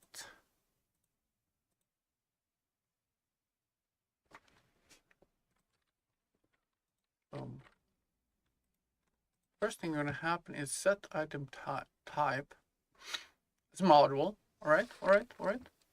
So it is module. Set information. It is module, right? Oh, maybe we don't interact. Hold on. What the fuck happened there? Target action implements U interactable interface. Do we do that at all? Yes, that's fine. We're getting the target level.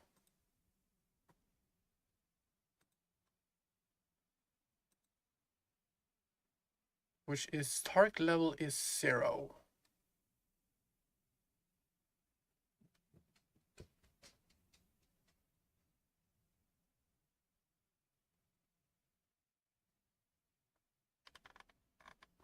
Row name.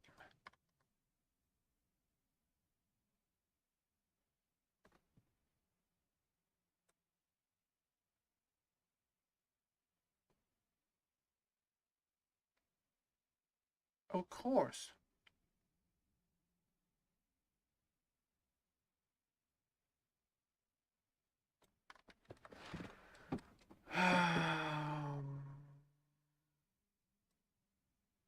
Get item ID. Hold on. Here is where we screw it up. Here is where we are failing. That's an F string. Get item ID. Let's look at our function, our interactable base. That is the wrong thing. We are going to check our critical item. There we go. And get module ID is what we want. We need to have these at the same freaking name level.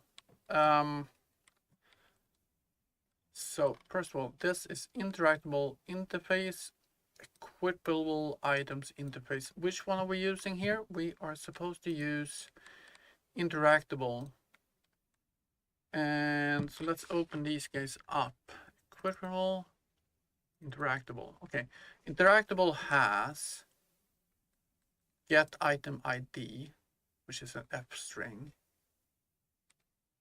And equipable has get equipable ID. Get module ID. Jesus, I gotta streamline this. I can see that straight up.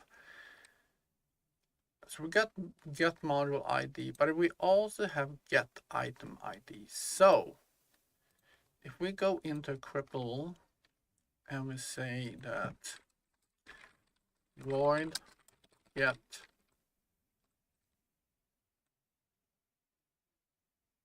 shit, what do I call it? Get item ID. We're gonna do virtual void get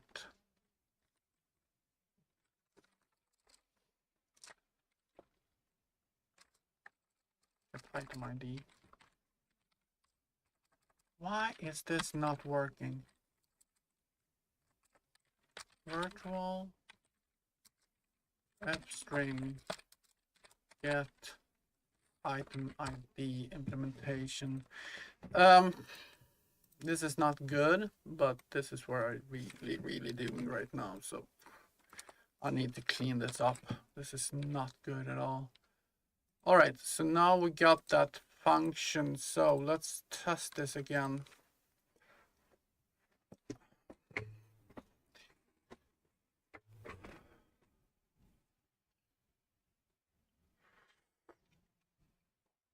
Education level. My education level?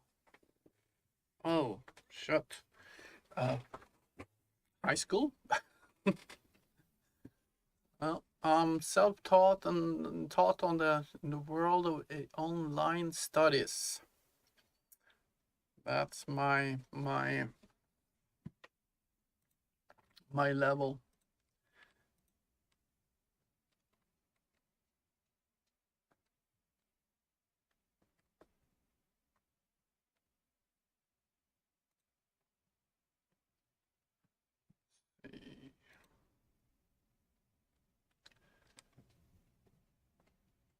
Right. Cool. Let's see here now what we got. If we do that information and oh yeah, now we're gonna go through all this again. Just click remove these guys as we come across them.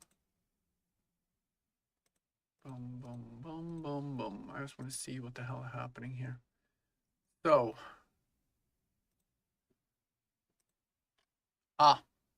here we go. Yes, we are in here now. Awesome. And we are in there and we're creating the tabs. And we are getting crashes. All right, so at least we get some kind of crash. F name to string. So what is the problem here? Storable data. Oh, we're not a storable data. We are not here. So update information. Where are we now? We are in the basic controller. So boom, boom, boom. We're not supposed to be in here at all.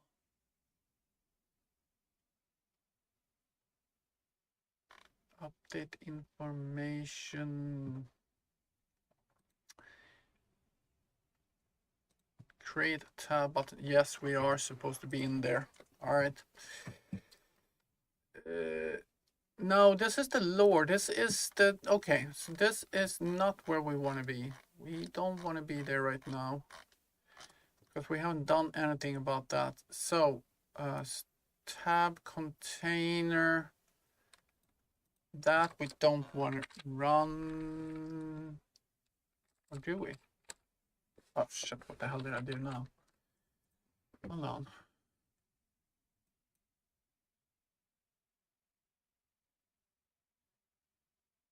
Set tab button container.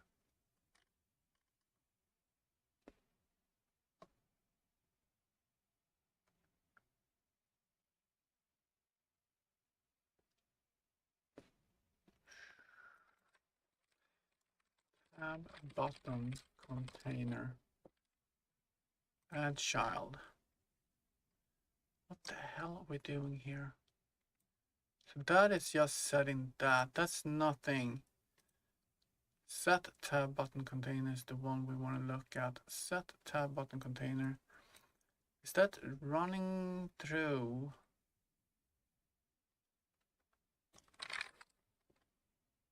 Create tab buttons containers. And we just want the freaking widgets. So we want to set that. Oh, it probably goes through U basic information controller. That is exactly right. So we don't want to run that just yet. Just yet. Just want to say, boom. We don't want to run that just yet. I just want to double check everything here first.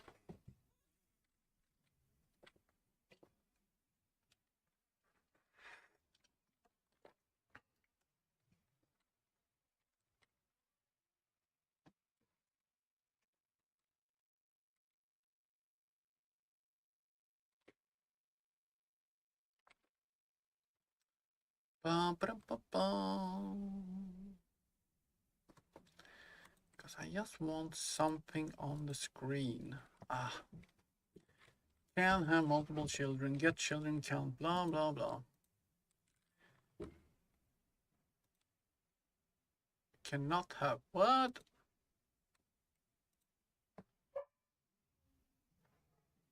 course he can't. Why are you trying to?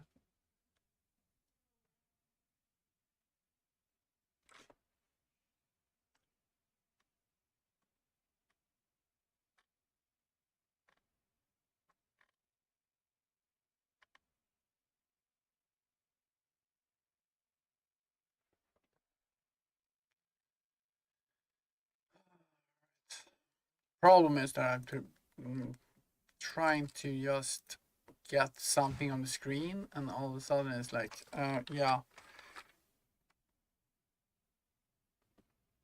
that's the container. I just want to add the freaking button. That's it.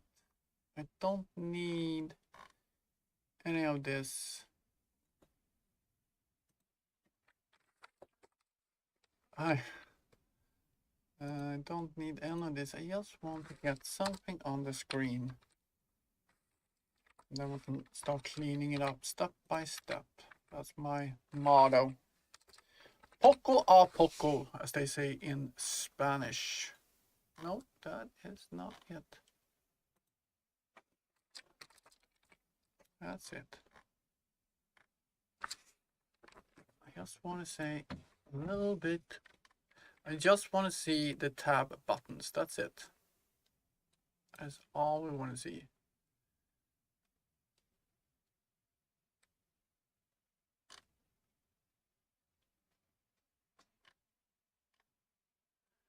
Yeah, this is inside a. All right. Okay, this is inside a loop. That's why it started to protest there. We need to fix that too. There we go. Oof, finally. All right, the buttons need to be a little bit bigger. Height, I see that. Come on.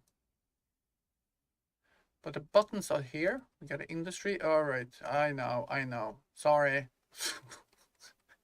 I shouldn't have pushed it.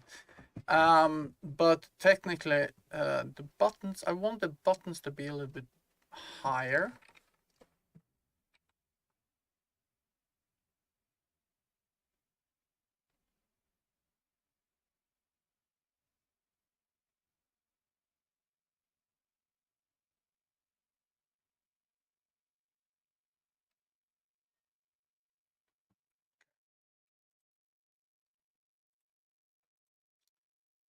This whole box needs to have like a max height. I don't like the drag thing here. So basically, if I press shift, I get the scroll with my mouse. So we got the basic information, attributes, fitting, requirements, variation, industry. I need the height to be a little higher because it feels like they're squashed in there. All right, but that's to, you know, something that's just cosmetics, so we can fix that. I just want the functionality to work now. Cool. So that is the thing we need to do in our loop, right? Because if we look at the loop, oh Jesus, everything is so small.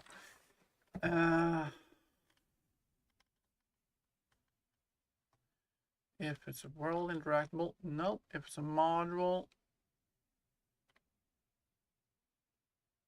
loop, here we go. Create the thing.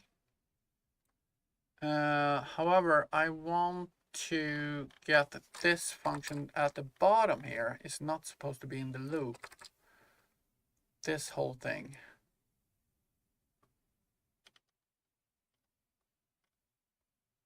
This need to be in after the loop.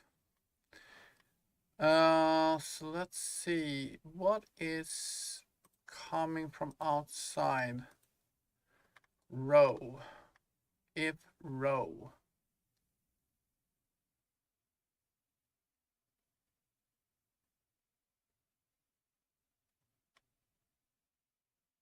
That row. Okay.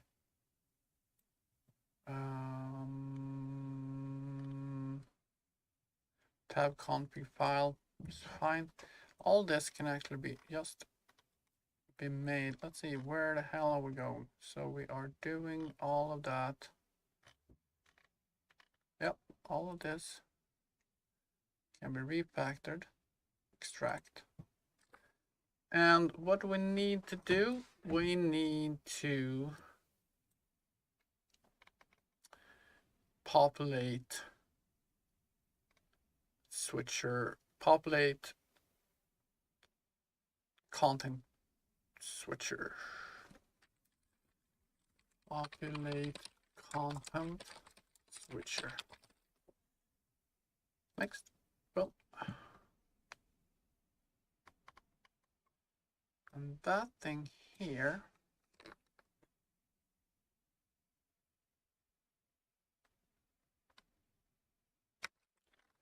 can come down here. However, control params there. Start with that.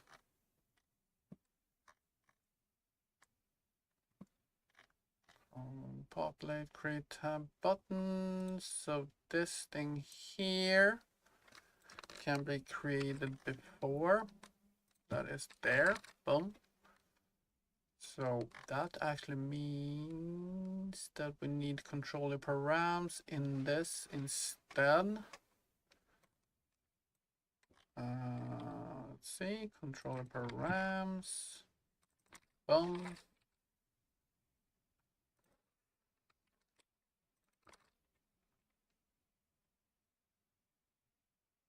Actually need a HUD as well. All right, okay.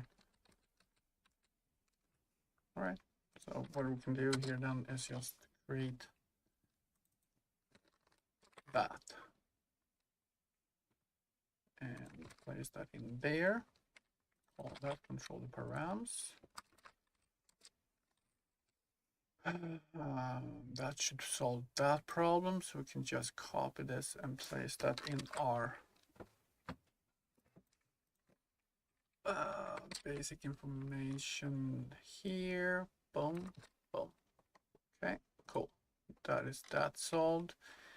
Then this one, how to control the params, and you get the HUD. So that's fine. We need the element. What is it actually giving us? What do we need it for?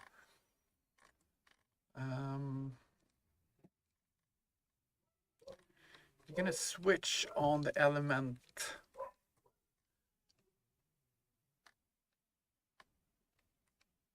It's switching on the element. An E tab type.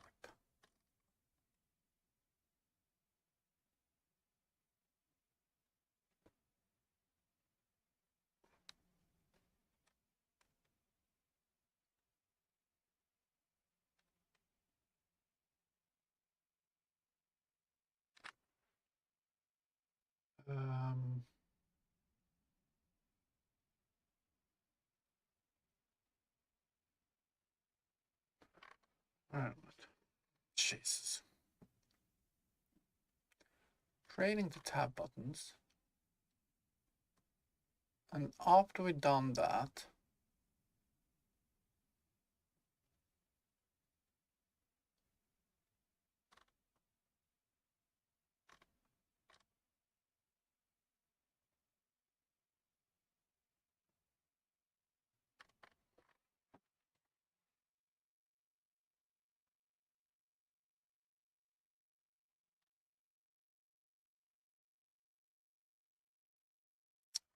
shit, what the hell? This is actually a little bit more complicated than I thought it would be. Probably isn't, but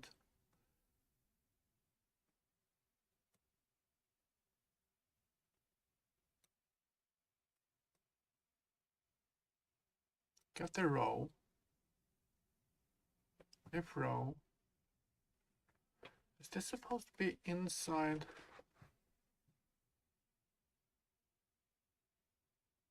No, this is supposed to be inside the freaking. What are you talking about? We are populating. Yes, of course this is gonna be inside the freaking. Oh, where is it? Create button. So why the hell did it give me an error for that? I mean, that's basically what we're doing. We're populating. Let's see here. Populate. Config switcher. Boom.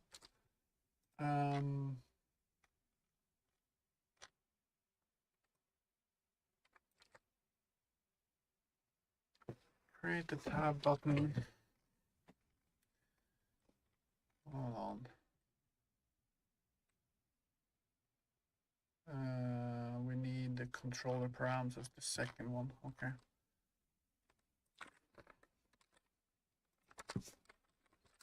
So that's fine.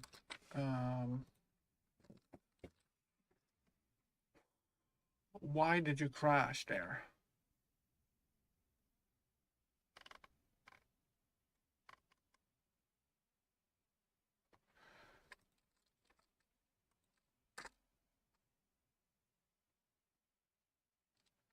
If row, create widget, add it as a.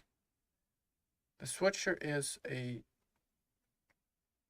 widget switcher. Hi Navin, how you doing, man? Welcome in. Nice to see you.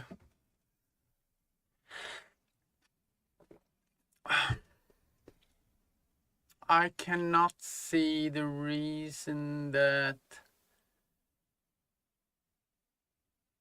we crashed there. I just can't.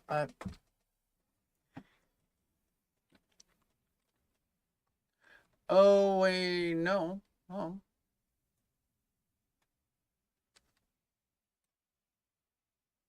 We're creating new elements, attribute controller. We're creating a widget, and we're adding that widget to our switcher. I don't know. This is C++. C++. But, you know, this is what Unreal Engine is using is C++. So. Okay, we're going to get a crash here. And why are we getting the crash? Can have multiple children. Not return a null pointer. U panel widget.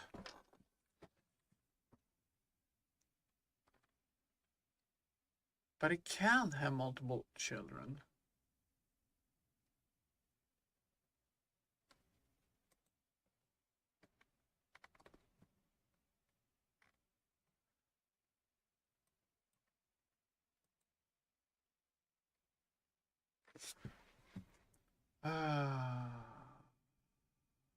Create tab buttons, EGA, blah, blah, blah, blah, blah, 294. It says that the main content oh, wait a minute. It says that the main content widget switcher is a null pointer. Okay, hold on. Got nothing to do with this, maybe.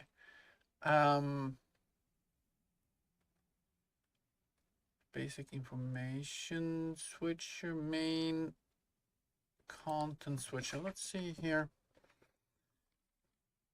Probably because I've been tagging these guys out here.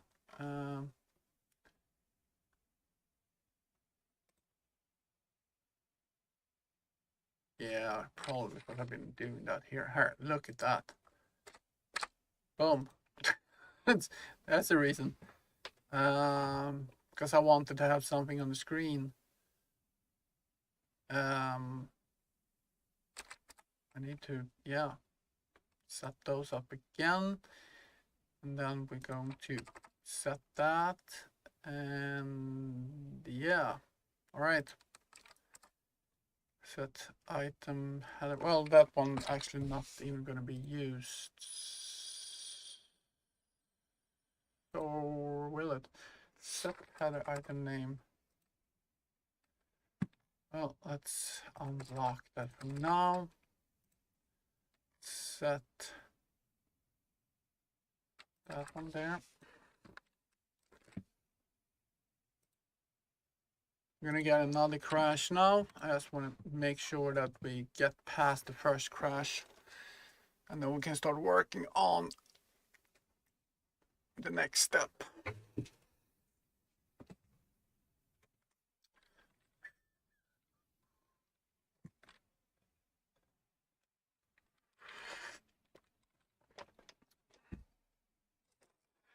I am dying for some candy. I don't know why.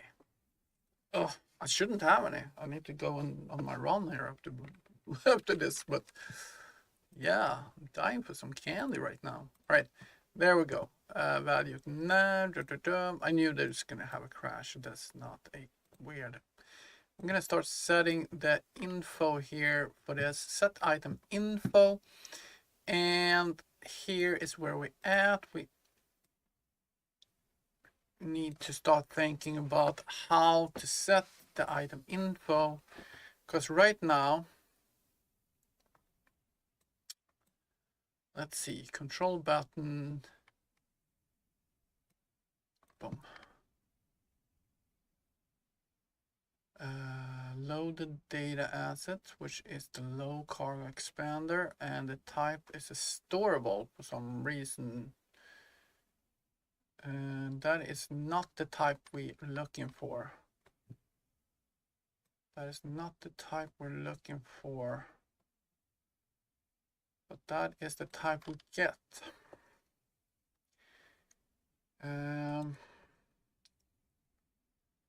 Because we want to do a switch here on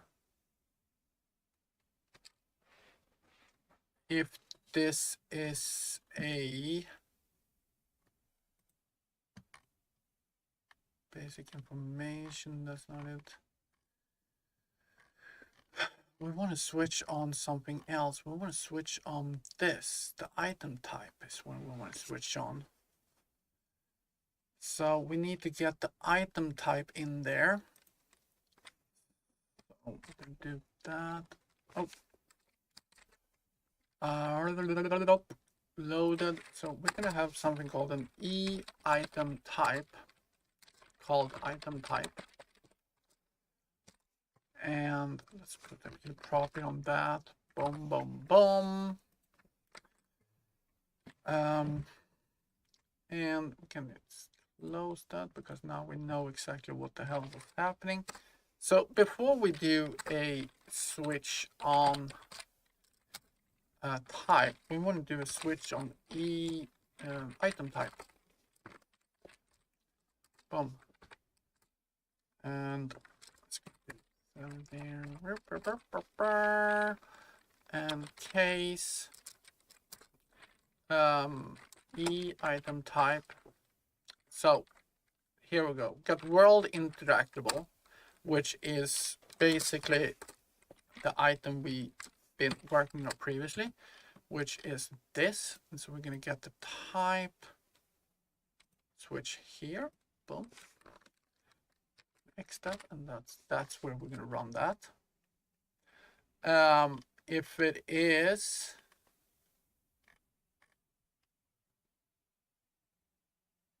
see, there we go.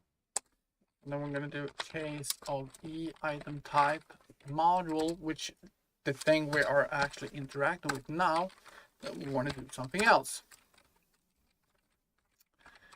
And what are we going to do? Well, we're going to basically do the same thing. However, we're going to set some other data here. So we're just gonna copy this for now, and then we can start implementing some fun things with this fun with flags. No, not that. We're gonna do a whole shebang, right? No.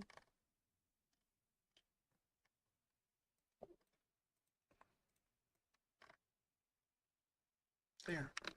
Open that for now. There. All right. So this is gonna be a data asset called a U module data asset. Module data asset. Cast it to a module data asset. And we're going to use loaded data because that is the data that comes in. It's a U data asset.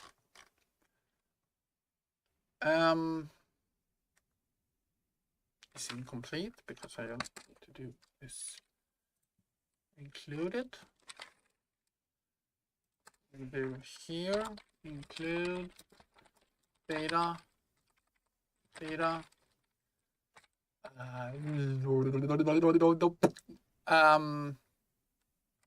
module data.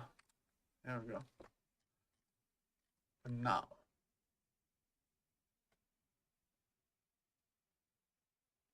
storable data. What the? Oh yeah. So we are right. I'm gonna wait with this stuff because we just want to take it step by step. So that is the curve. What the hell? Where are we? This is set item info.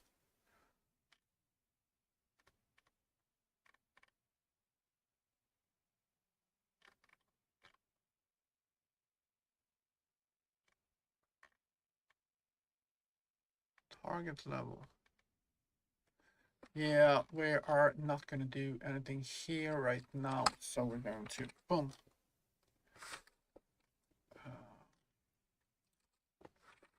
Sometimes I don't even know where I'm at in my code, but at least we won't get a crash here. Cool.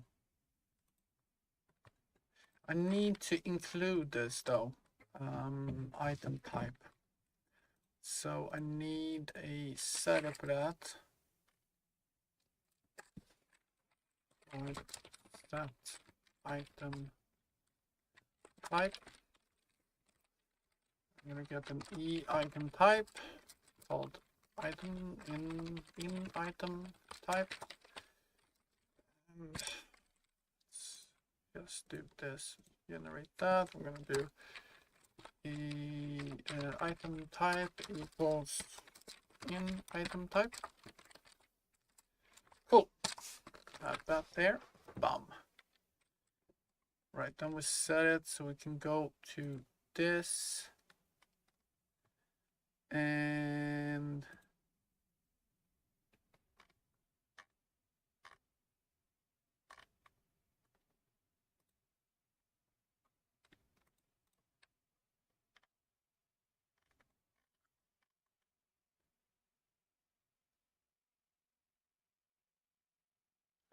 TVC, basic information, storable.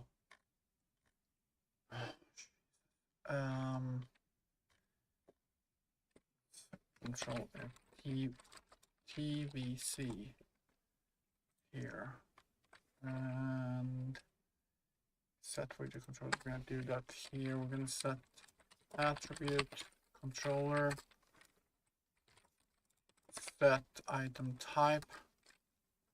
I'm gonna say item type. Just passing that in there. Oh, all right, let's run it again. Let's see what next error is, because we're gonna have a lot of them. A lot of them. We're gonna have it every step. You know, everything we need to populate in our information widget, we will get an error because we missed it, or we will see what's what.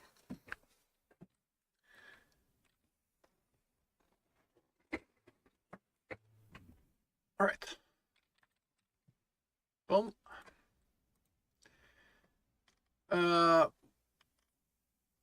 Well, got a couple of things interesting here. We got the name of the cargo expander, so that's always good.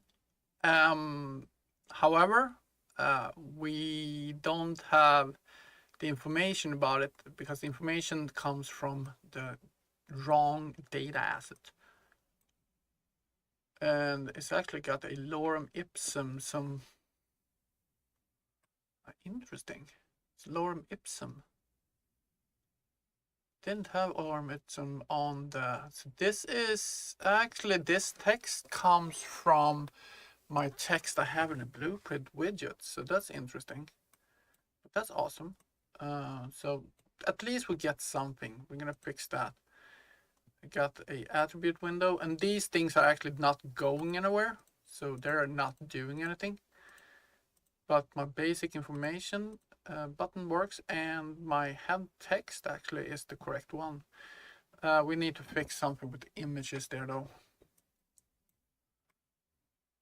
Basic containers, probably name I just put in there in my widget just to have a, you know, something to place there.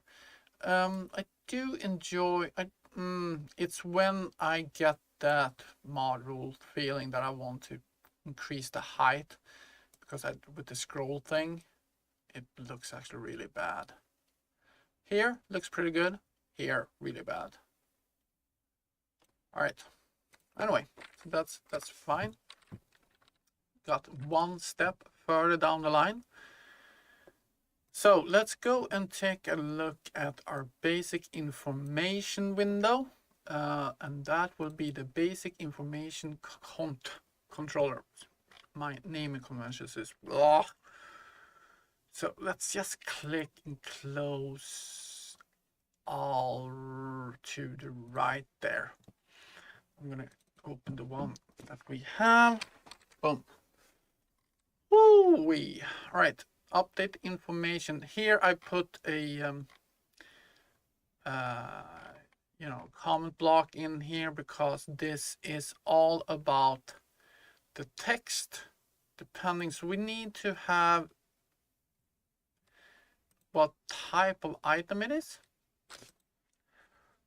just as we did before. So we're gonna say that private here, item type, called item type. We need to have a setup for that as well. We're going to do a U property. Boom. So let's get this. So void set item type, and we're going to have here, we're going to have e item type called item in item type. Let's do that. Boom. I'm going to set item type equals in item type.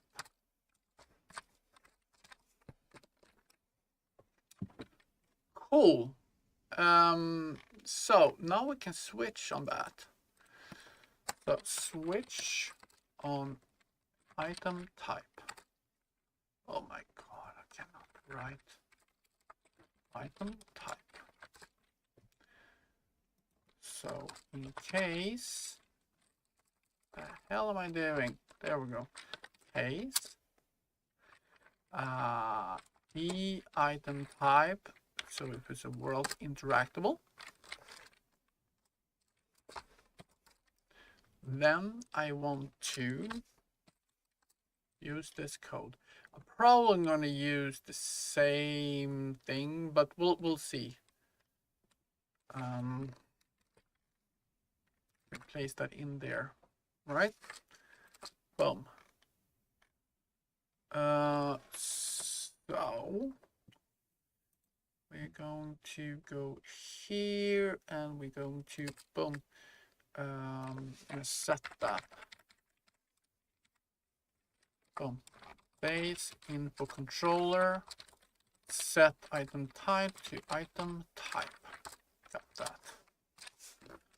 So that should solve the first one. So let's see if we are world interactable there. And then we're going to say case e item type. Right. E item type. And we're going to say is a module. If that is the case, boom, I need to have a colon here on.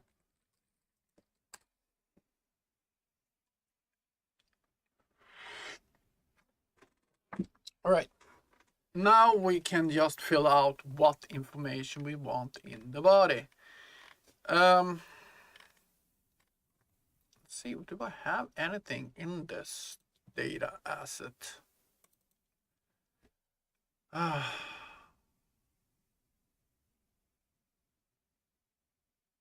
need to look at that code. Anyway, I don't have anything at all about information, so I need to probably update something just to have something to put in there. Hey man, my name is Sonny. So yeah, Sonny. Well, all right. Well, every stream might be strong word, right? But you're very welcome to come in. But my name is Sonny. Yeah.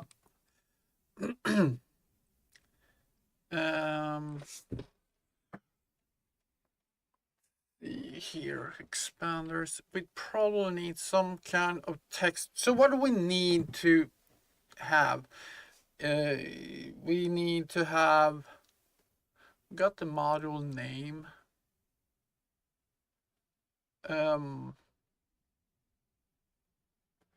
Might need to have like level and then just a short description. Do we need to have a lore for a module?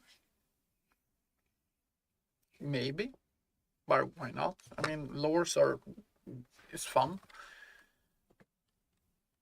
So let's see. So we're gonna look at our data asset here. Storable module data asset. So if I'm gonna do here, we're gonna say, first of all, we're gonna have the same freaking U problem, all of them. We're gonna call this GD well, information window. That is right. And we're gonna say I don't know what the hell call it. Information window is probably right. Okay, so we're gonna have a, is it F name we're gonna have here? If you look at the other ones, they are coming in with new text blocks.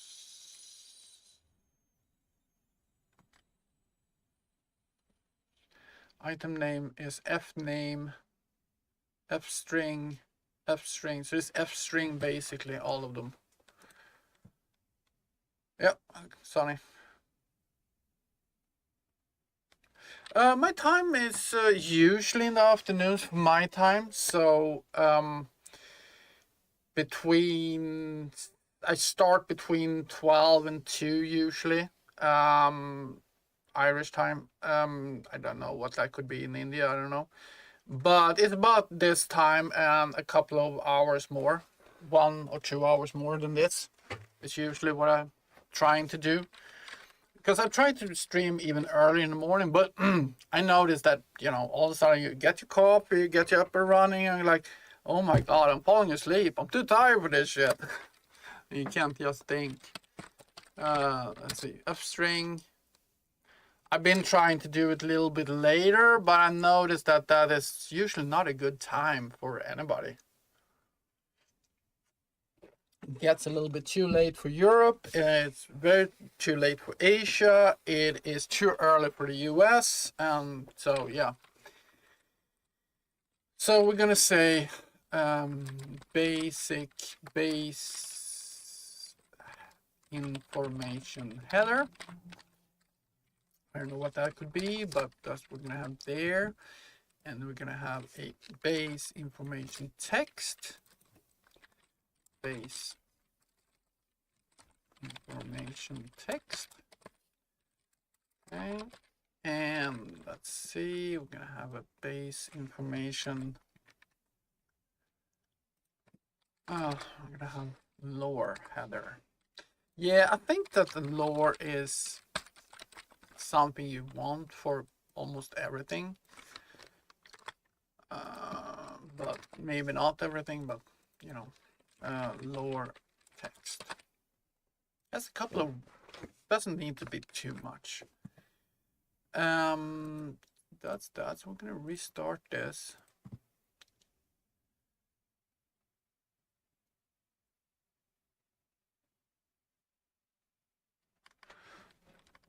And these data assets just going to expand more and more and more the more information we want to put in on items.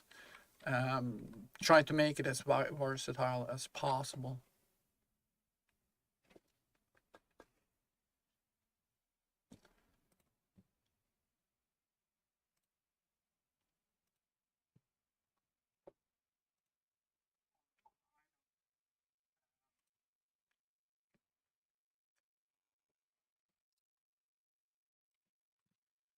All right. Let's see here. I'm gonna take the low cargo. There we got all the information we can put in. So base information header, cargo expander, information text, expands your cargo, your base cargo size at the expense of shield, of the expense of shield, of the shield, of shield size, or shield, no, expense of shield size, shield, stuff like that. Okay. And lower header. I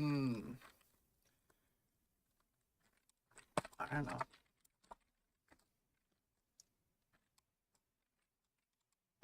Let's just see. I had something on my other basic container.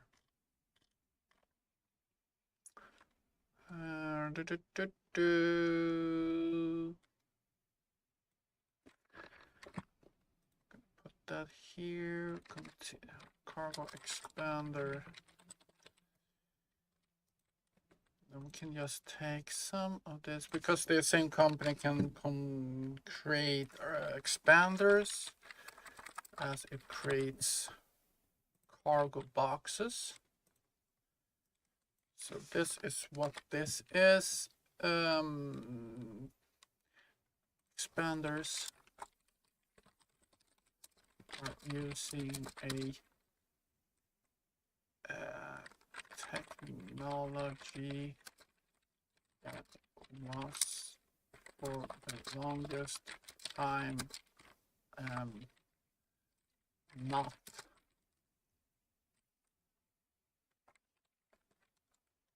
visible, usable, no, and that are a mystery. How they can expand size within. Oh shit! What I do is I type something out and I give it to ChatGPT to just fix it. Mystery on how they expand within a box further than the outside box can hold. So I do is this dunk, and then I take this and I copy that and give it to ChatGPT to give me something. And this is for a lore explanation.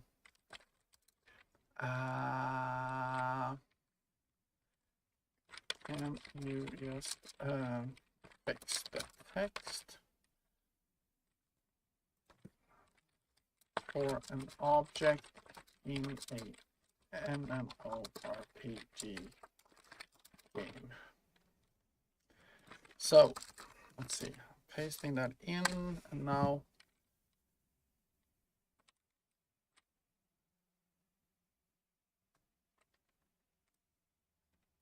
then what he spits out is this. So let's see what the difference is. Manufactured by Agio Technology, a leading innovator in logistics, these cargo spanners utilize an advanced and enigmatic technology that allows them to expand their internal capacity far beyond the physical limits of the external casing. Yeah, so that's how I do that. So now I can go in here and I just place it in there as a lower text. Boom. And now we can pick that up for our code. Let's see here. So I'm gonna do that. Yeah. Now we can go in here. There. Let's see. Is this it? No, this is not it. This is it. Okay. So,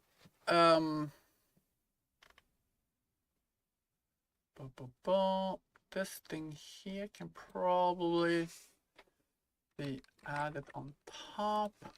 Don't need that to be inside there. And that one placed on top as well. Boom. So that is cool. And so what I can do here now is I can take this here. Whoa, not X. Just gonna copy it. Boom. And boom, module. Okay. So this is not the right thing. I'm gonna take U module. What am I doing? This one. U module data asset. Well, not gonna be anything there. And then we're gonna say module data asset. And let's see, prompt string. And I probably need to add this.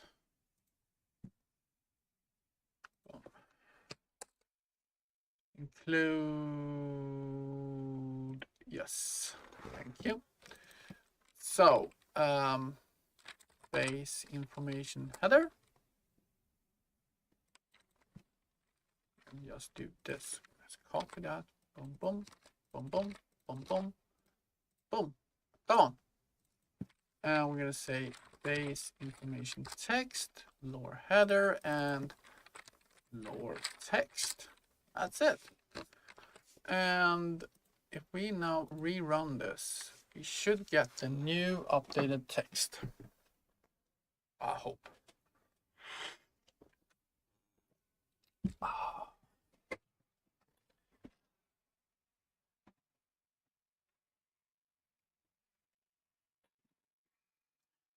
See? Running.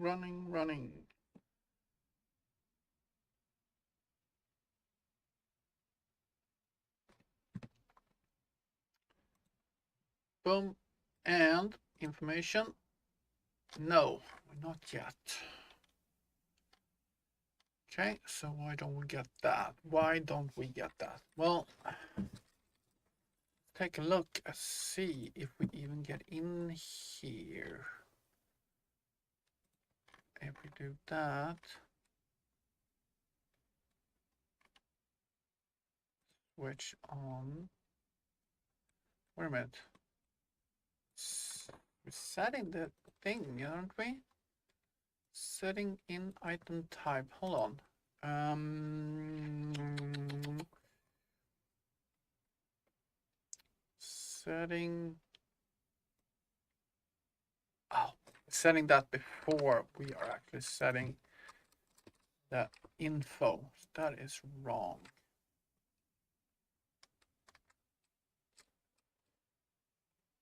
Oh, we actually do that there too.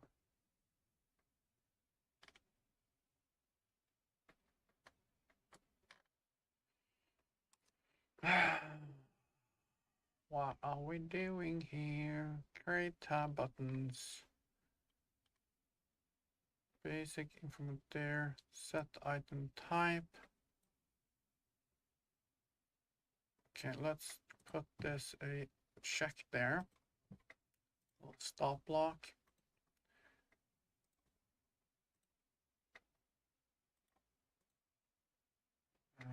Okay, what the hell happened now?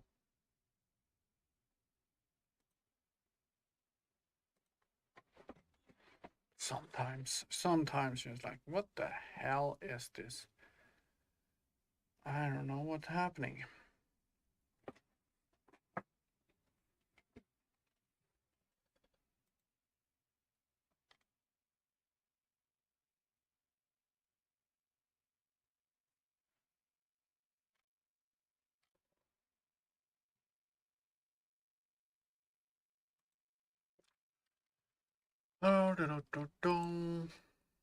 So what is happening?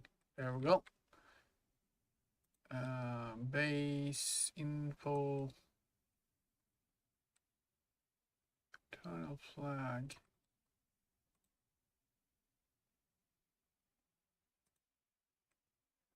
Okay, I don't know what happened there.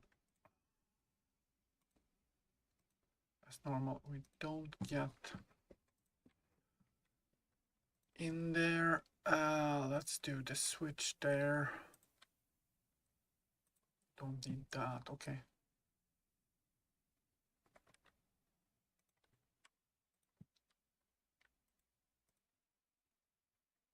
Item type is module, so we got that. So item type here should be module. That means we should get down here. Come on, and we should get in here.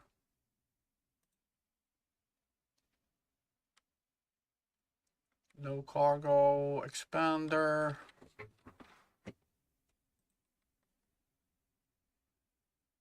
Just get in. Let's do that. So lower header expands your base cargo size at the expense of shield.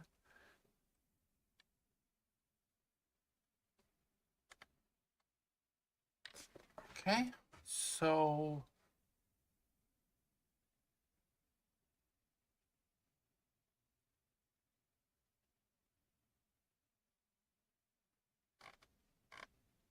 info of hand. Wait a minute.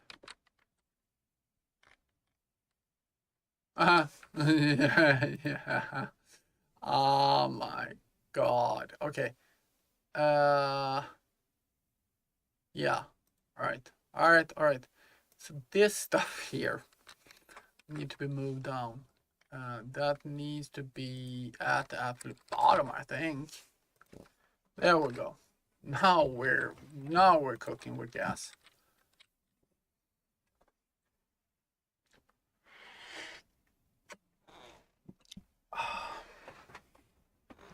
Now we're cooking with petrol. All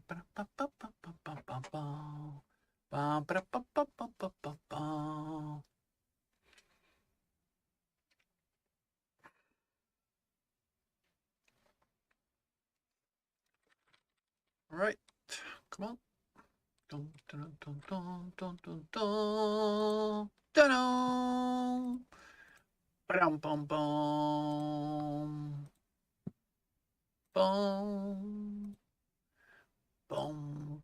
Boom. Boom. Should now. There we go. There's our information. Nice. You get a expands your cargo your base cargo size at the expense of shield. Agio Technology cargo expanders manufactured by Agio Technology, a leading innovator in interstellar logistics. These cargo expanders utilize an advanced dynamic technology that allows them to expand their internal capacity far beyond the physical limits of the external casing. All right, cool. Okay, so Next thing we want to do is we want to check a couple of things actually. Boom,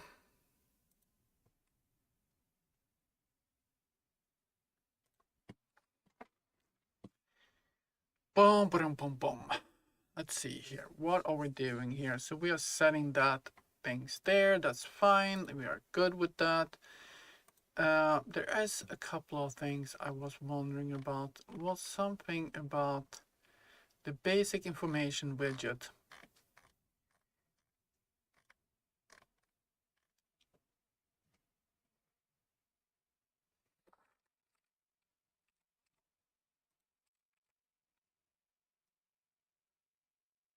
That brush header item.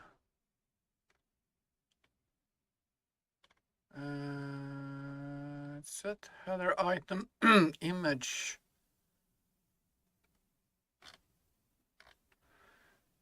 So I'm not doing that right now, am I?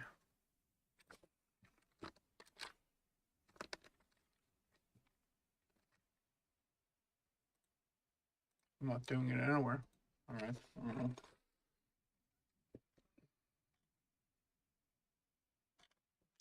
Because there's a couple of things I'm start worry about. So if we start looking at where we are actually setting these images, because they are wrong right now. They're very wrong. Okay, level 1 is nothing, etc., etc. So that's the first thing I want to do, and I'm gonna do that in my display content. Is that it? Item display widget controller, right?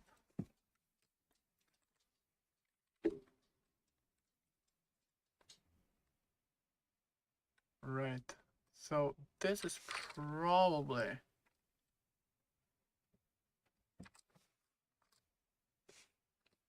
where I do it wrong. So it's not going to be -1 because item level is probably already set.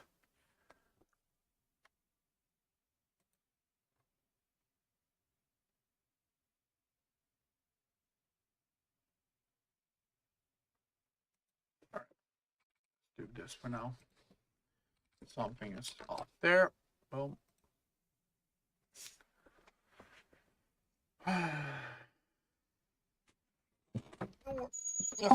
No, no, no, you don't have to climb up here. Thank you very much. You can sit down there, that's okay.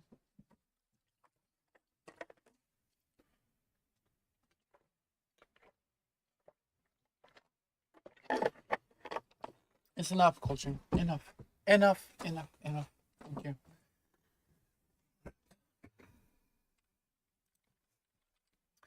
So now they are correct. Level 1, get level 1, level 3, get level 3, level 5, get level 5. That is awesome. So that is cool. And information need to have, as I said, this is not right. See, this is not looking good at all. I need to fix that somehow. I need to, I don't know what the fuck I need to do. Anyway, so cargo expander, I need to see where the name comes from. I mean, it's the right name.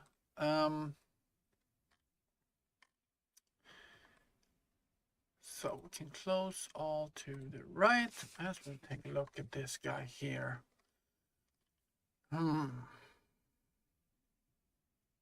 Set ID.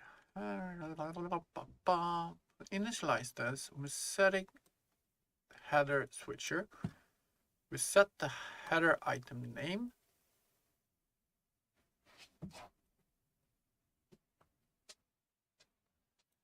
Let's look at that first. Set header item name. Set header item name.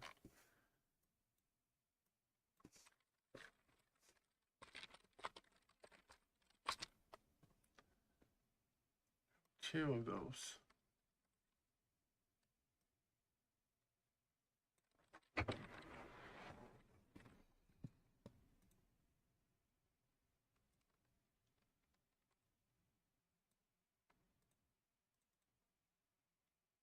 Header item name text. Where the fuck does that come from then?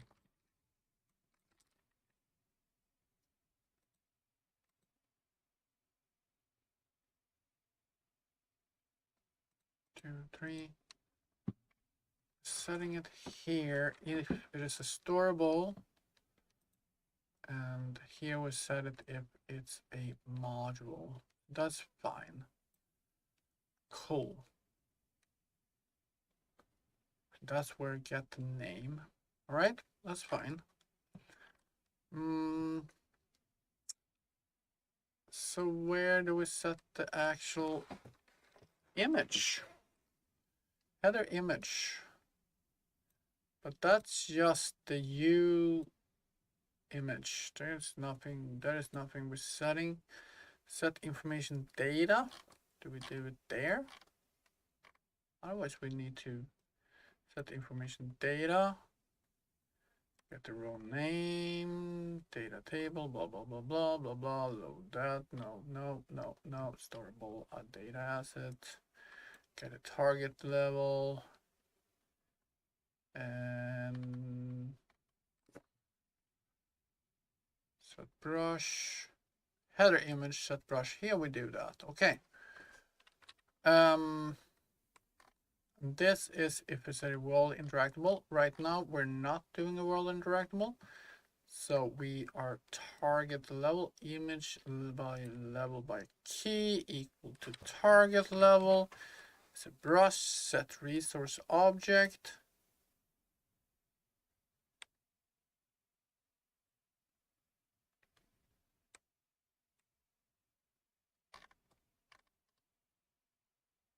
Image level dot value.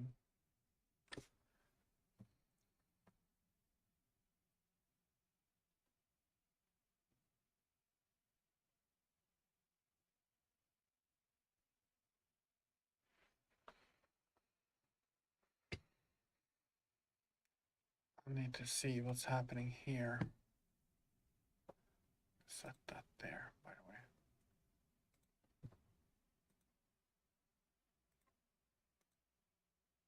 It's not even running it.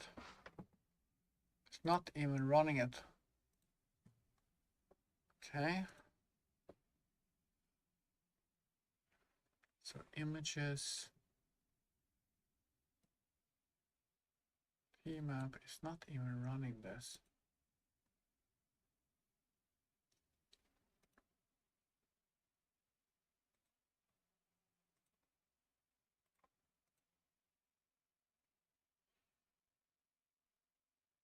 Okay, running one. Number of them is 5. We got all 5. That's fine.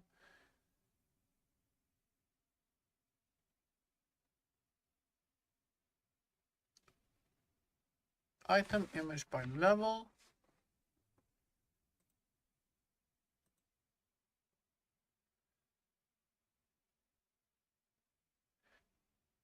If the target level is 0,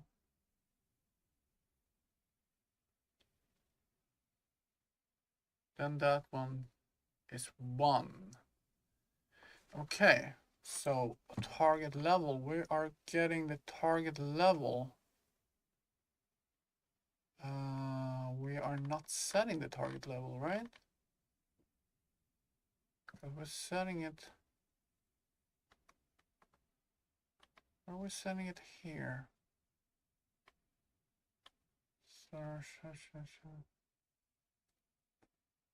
Target level.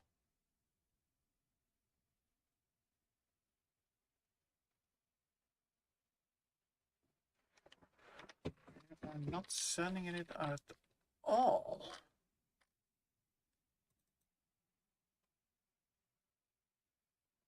Header item name text. Target level. Okay, I don't know where we're setting it at all here, to be honest.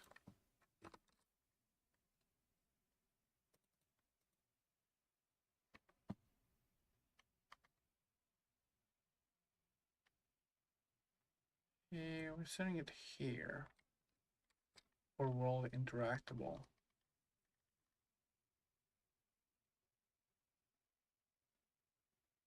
here we set it for that. So is this not the function I actually have? Hi Xerox, how you doing, man? Welcome in. Maybe I don't have that function on my equipable items. Get slotted. No, I actually don't. Yes, I have get active. Wait a minute. Let's see, I just copied it. Get target level. Jesus. Oh my god, I need to freaking clean this up properly. So basically what I need to have is a virtual int 32.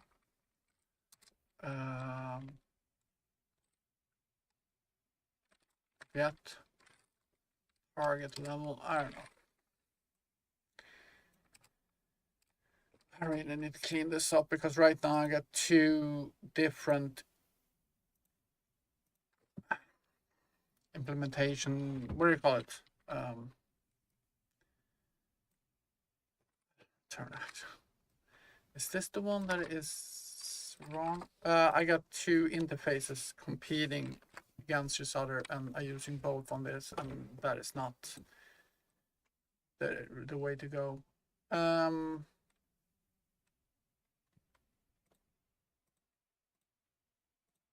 right. Let's see here. Let's save this. Rerun it.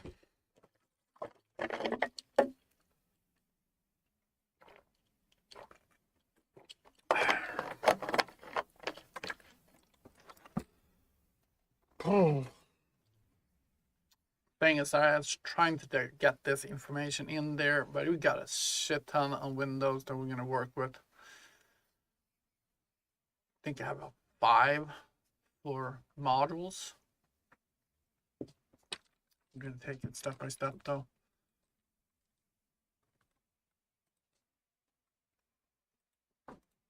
There we go. Cargo expander. Nice. I don't know if I should have a different name depending on the level of it. But yeah, we'll work on that a little bit later. Okay, so that works in a way. Attributes and these things does not work. I mean, yeah, sure, attributes could be, I can add that. Fitting is just not doing anything. However, I really want this to be controlled the height. I think that we can just set that to max height. Oh, min height. If I go into my day blueprints UI and floating widget, I think it is in. Yes. Go. So we're gonna say how to switch a box.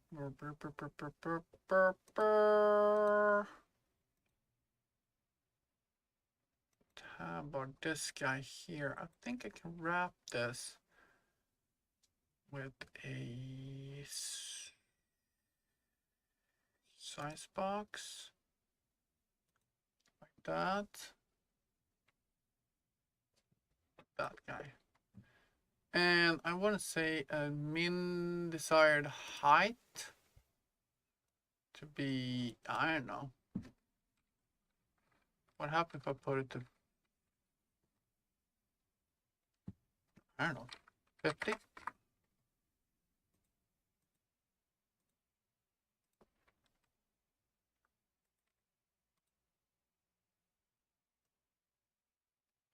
Nothing happened at all. Absolutely nothing.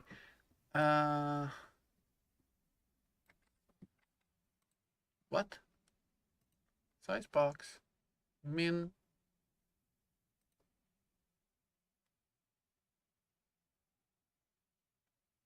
What are you talking about? Of course it's... Right, let's see. Let's put that at 100. See what happens. I don't know.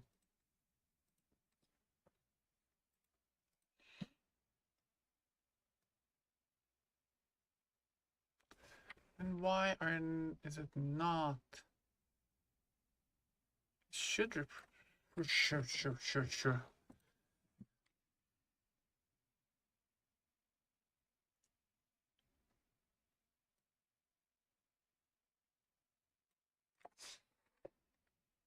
Or is it not going to do that because of some reason?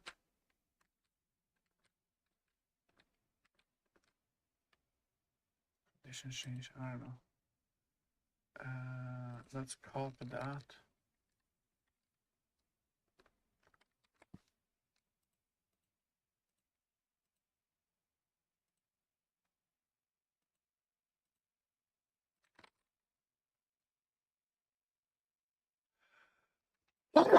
Oh, sorry. I was thinking about just do this and just boom.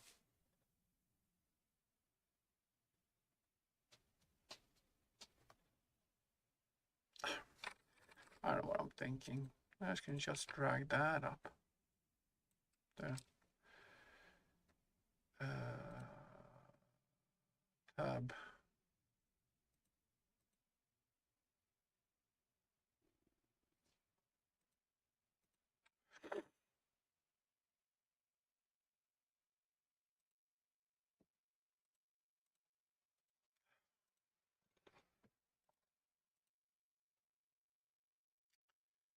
Oh, no. What the hell did I do now? Shit. I hate doing shit.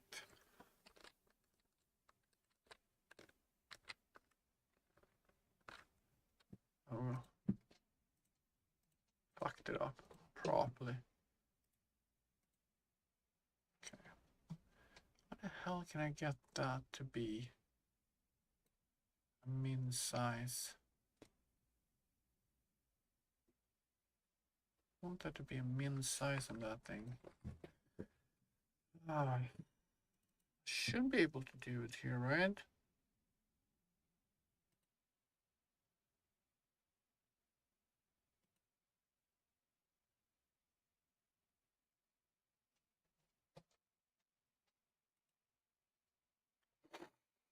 Let's look at the constraint. Even think. I can't think. That thing here.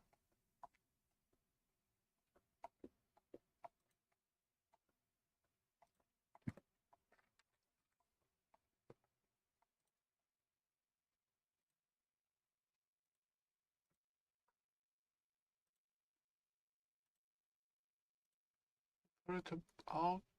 What happens then?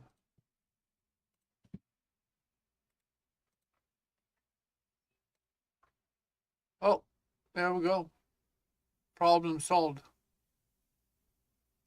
I don't really like that it jumps around like that, but that is exactly what I wanted. So, okay. Problem solved. Nice.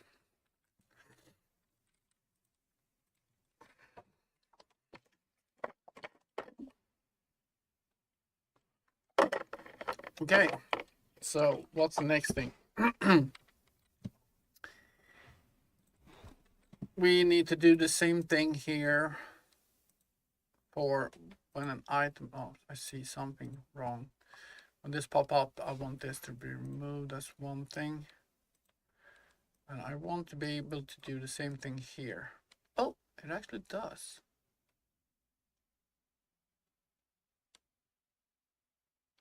So we're good. That's this first. Oh, interesting.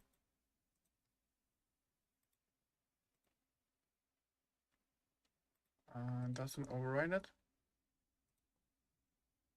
It is not overriding it. Okay, something is wrong here though.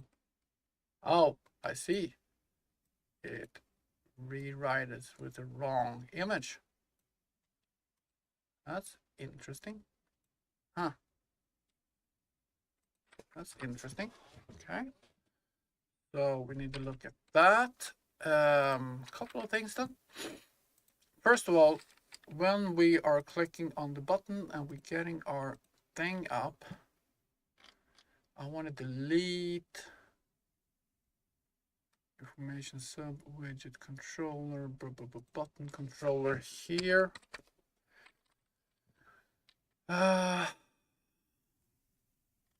We want to cleaning up for new prompt. That's not what we want to do, but we want to active sub widget.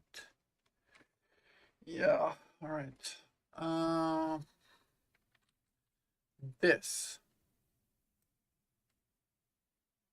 remove active sub widget. This is what we want to do. We want to remove that.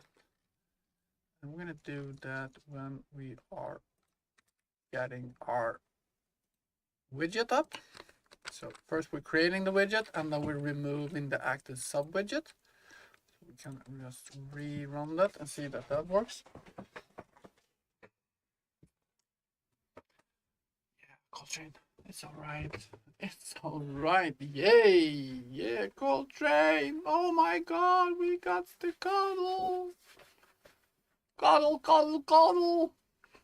Oh, okay. Okay. Yeah, my cuddle train, my cuddle train. Cold train, cuddle train, cold train, cuddle train. Oh. Okay, let's just spray information that disappeared. That's awesome. Let's just see if it does that down here too. Yes. Now we got the wrong image down here. We gotta fix that. Yeah. And I see another thing. I have more things I need to fix. For example, I need to make sure that my thing always ends up inside the window. That's one thing I need to do. I do it like that. Can't end up on the outside. Whoops. First, I gotta continue. I got a couple more things I need to do today, okay? I want to get these things done. I'm not gonna be able to do all these things, all the fitting windows and requirements and variations and industry. Variations though is something I think I should be able to do. Basically, it's going to give me all the different variations of this particular one so we can get the information on those. But yeah, right now it's the same. So anyway, boom. So what's the next step? Well, it was I need to look at fitting menu controller. It's not in drag and drop slot controller. This is where we got it. So when we're dropping an item in here, set current image. Let's see. Yeah, here we go. Just the active level is what we need to set there, and we find checked. That is fine. I did a loop on another one, but this one seems to work properly anyway, so.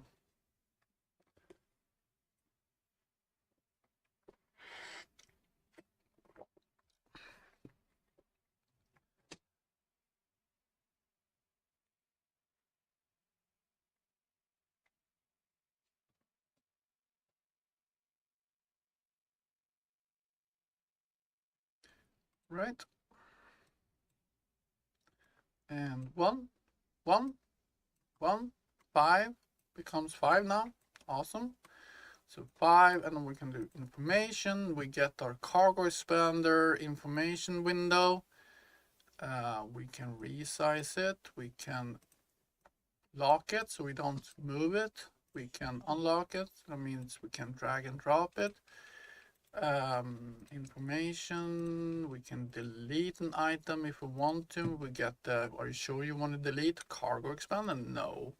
I can delete storage. Are you sure you want to delete that storage? No. I can rename everything, choose a name, new name, select that. We can change the images for that. Set it to something we don't have, yellow for example. We can, yeah, so awesome. That is a big step there. Now I just want to set this one. Let's see, I have a code when I'm drawing my sub widget button. There's the controller, but I want to see where do I actually draw.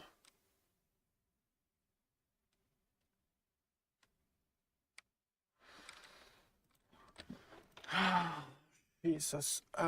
Fitting menu controller. Where are we drawing the sub widget button?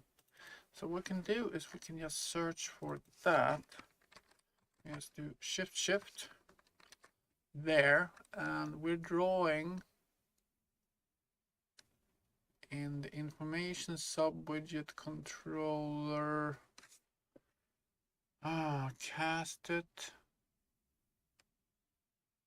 Information tab selector, information sub widget controller, tab selector.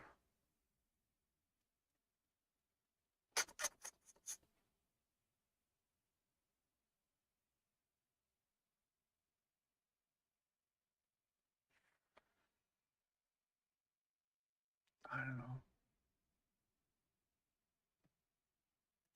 Okay, so let's see here. So in our drag and drop slot controller, for example, we should have a right click on right here on right button clicked and set active slot, set storage control.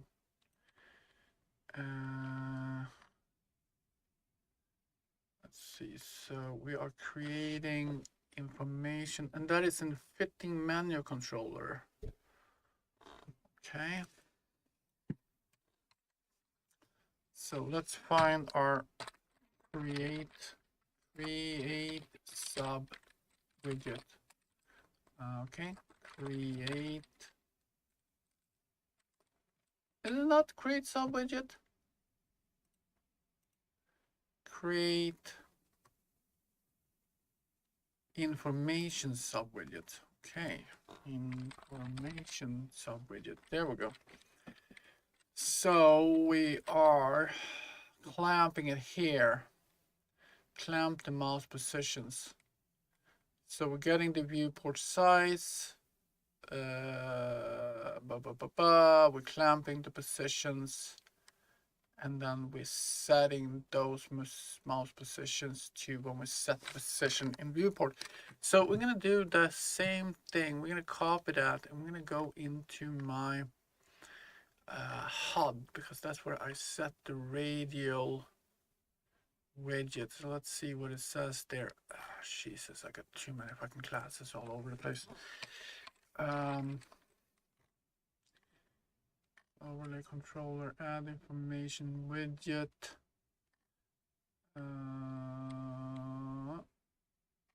Here we go, center widget. That is not what we want to do.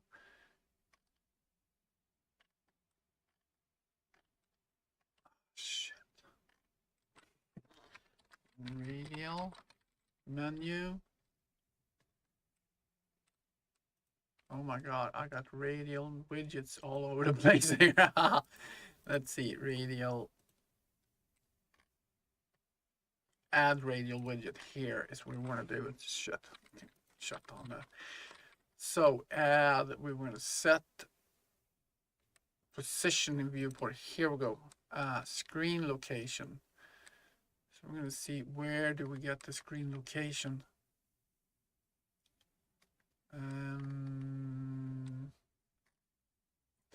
did it here. So we're adding the radial widget somewhere. Let's see, where do we add radial widgets? Oh, damn. Add radial widget. This is a board function. Add here we go, in the player controller. Now, boom. Let's copy this here, and we're gonna see. Get that.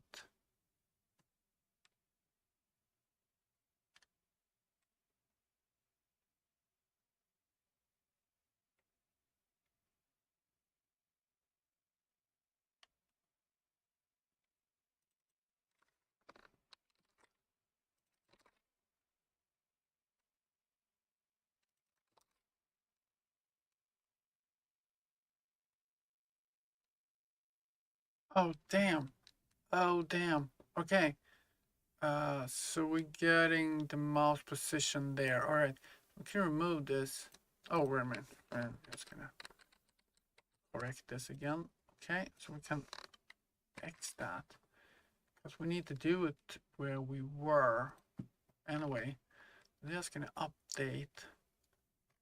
The screen location is basically exactly what that is. So we're going to take the screen location X, X, and Y. And we are going to take the widget size.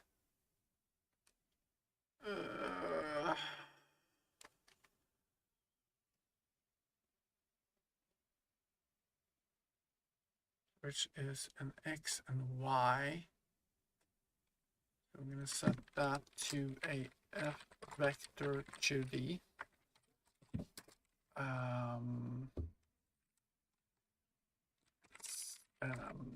Widget. Widget size and equals vector 2D to D. Boom. So basically this shit here. Boom. Right? And then we have the widget size. Why is this red now? Cannot assign a read only. Okay. That's okay. Mouse pos. Let's see here. Mouse pos, which is an F vector 2D. Boom. Called mouse pos. Boom. Then we're going to set that to that and that. And that. And then we're going to set that to mouse pose. And we're going to set that to widget size. There. All right, that should do it. So let's see, test it out and see if it works.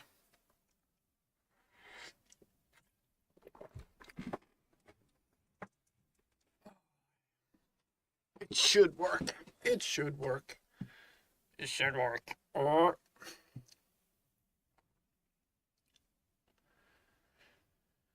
This should move the thing from outside to always be on the inside of the viewport. All right. So, see?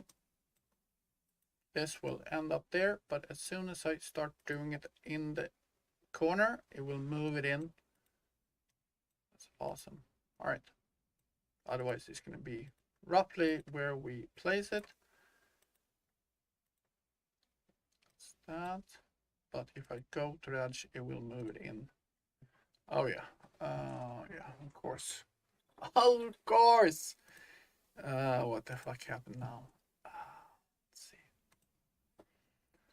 I mean, it still is a little bit to fix. I'm gonna continue working a little bit longer and try to fix these things.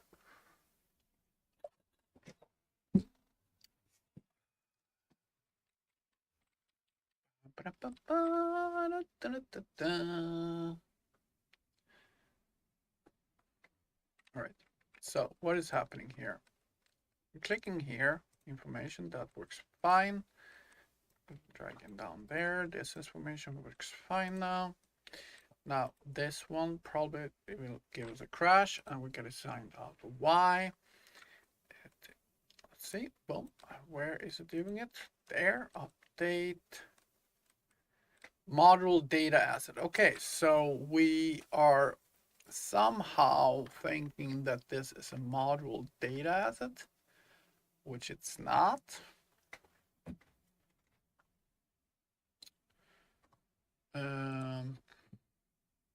Because this is a world interaction, interactable. This is what that is. So hold on. Widget controller is set.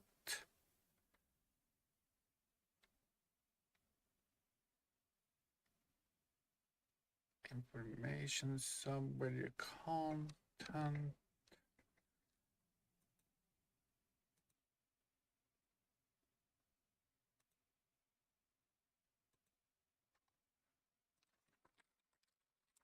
Controller. No, wait a minute. This is from the actual widget. We don't care about that.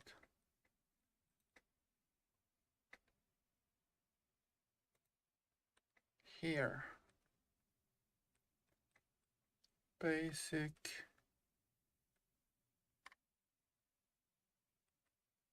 Basic information. We need to set.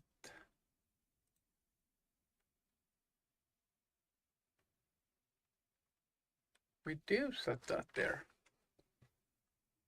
Oh. We set it here.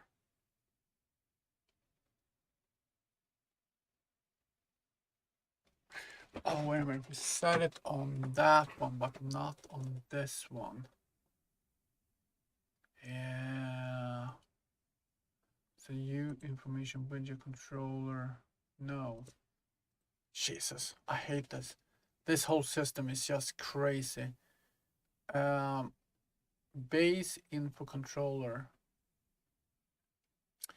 is a U information sub content.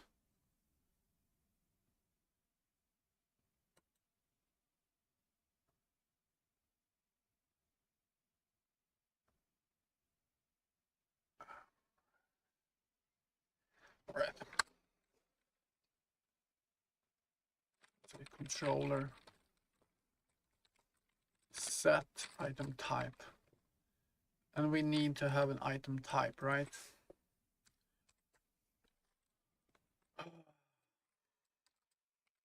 Item type, item type.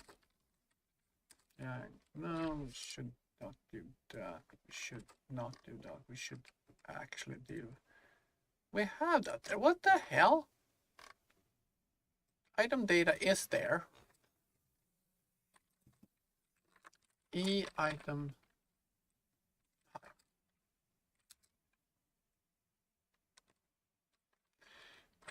item type. Set item type. Item type. In item type. And this is a void. Void. Well, and we're gonna set that. Bum bum bum. And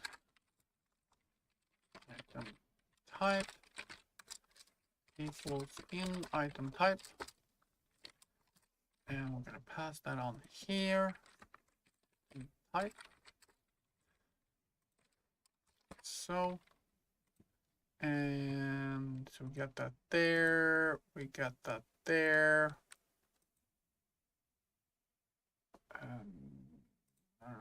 going in there.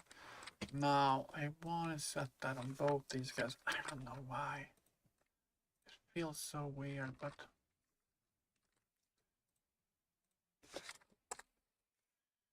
yeah, but let's do it. Just to get this to work. Base information.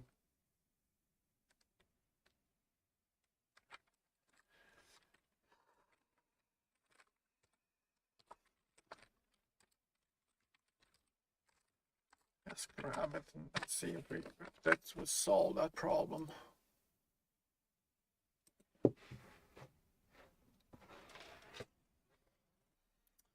I don't know what the hell to do. The whole thing with this is that it goes in a weird way. Should actually look into it, but I'm a little bit too tired right now.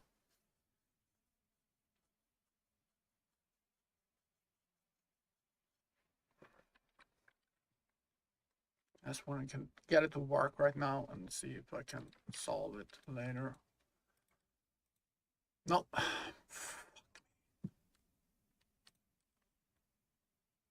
No. Because it's it's not a module data.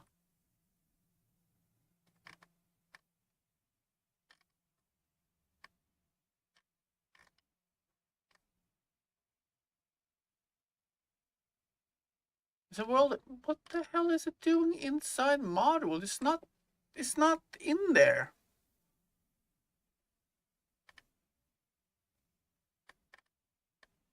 Oh, fuck me. Okay, here we go. I forgot to put the brake here. I need to brake. I don't brake. If you don't brake, you bugger. Right? Brake there. Okay. Because otherwise it goes through that and then goes through the next and go next. All right.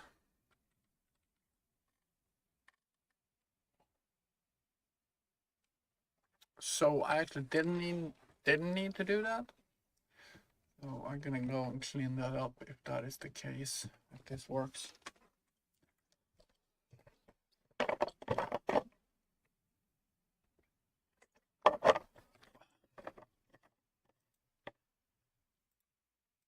Yeah, that's it.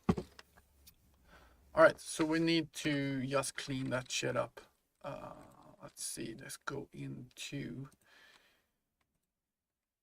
here. I don't need to do that. Boom. So we can go into information, widgets up, content. Here we don't need to do this. That's what I thought. I was like, what the hell? And we can remove these two, and it should still work. Now let's just make sure that it does.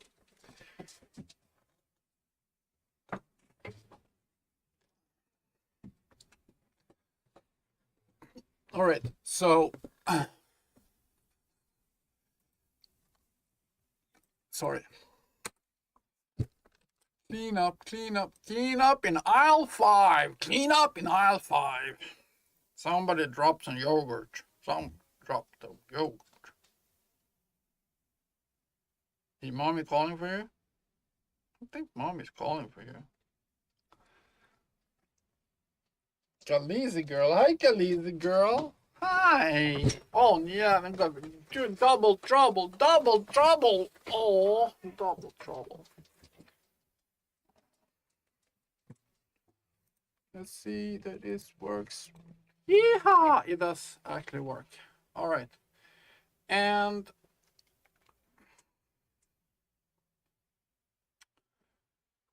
I think I want to update those things with the name. I don't know. Level, if they should have different names for levels. We got the container. And we need to update the shift clicking.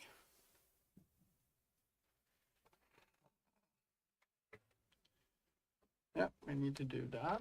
So that's what we're gonna do too. So shift click, and we need to update. Come on, easy girl.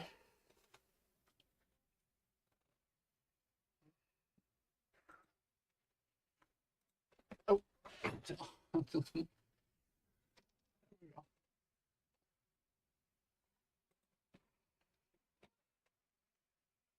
Yeah. All right.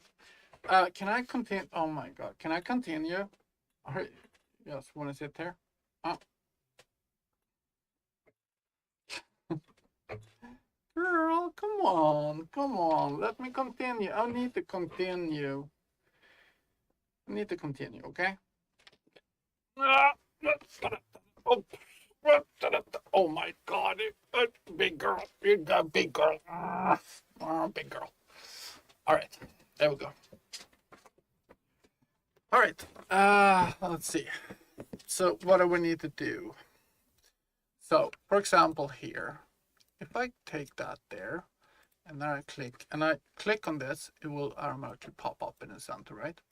If I shift click on this, it should, and it's not the same, so it won't work. So if I do this though, if I take that, and now I shift click on that, this is what happens. Is I get two windows open, right?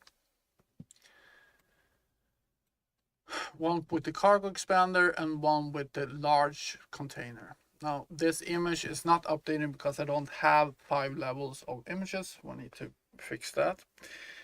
But this works one way but not the other way. So I need to make sure that I can shift click on these items as well to open 2 windows at the same time. Because right now if I do that here, nothing happens. It just populates a new one. And I need to be able to do this. I got 2 of them open. That's the thing I need to do. What else was it I was thinking about?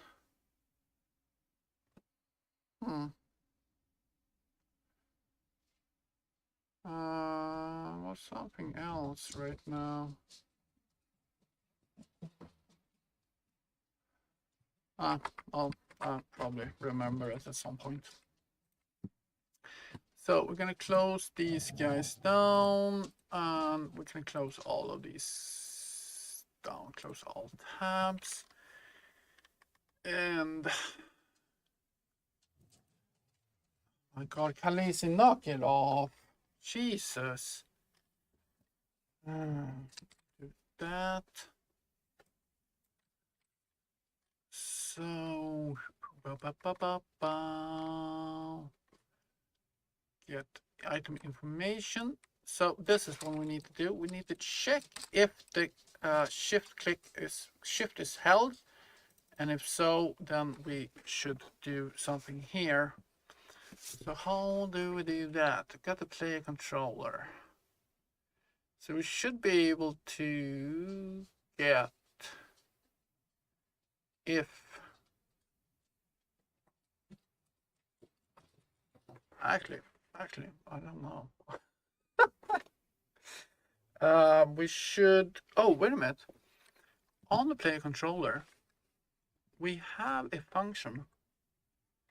Let's see, prompt screen, bum bum bum bum. Where are our player controller? There, player controller. We have a function called shift key action. I'm gonna get target protected uploaded blah blah blah blah blah privates on shift pressed on shift released. And then we have a the acceleration rotation. Jesus, a lot of stuff in here. B we should have is shift pressed. There we go. Up and running. No, yeah, B there. Boom. So we need to be able to get that. So we're gonna create a getter for that. We don't have that. No. Oh, so We're going to release get a bool is shift pressed, and yeah, I'm just going to say define that. I'm going to say return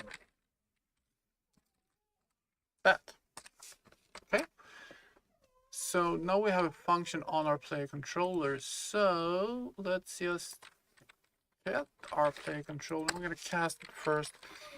I'm going to say add player controller, boom, PC equals cast. I have to do that first. It doesn't matter. Add player controller, and where we're going to cast, we're going to cast the player controller. There we go. Boom. Oh yeah, we need a little pointer thing here. And here we can just say PC get shift get, what do you call it? Get what the fuck? Oh, is shift pressed. There we go. That should solve that problem, right? I think it should solve that problem.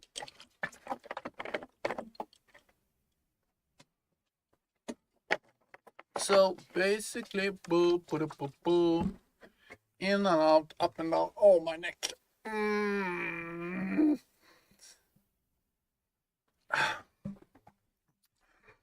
My hair is getting stuck, so every time I'm trying to pull down my neck, it's like my hand goes like ah.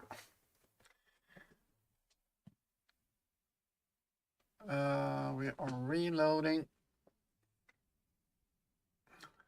All right, let's see here. If we get that, boom, and now we should press shift and click the information button. All right, it works. Yay. Okay, so that means that that is that.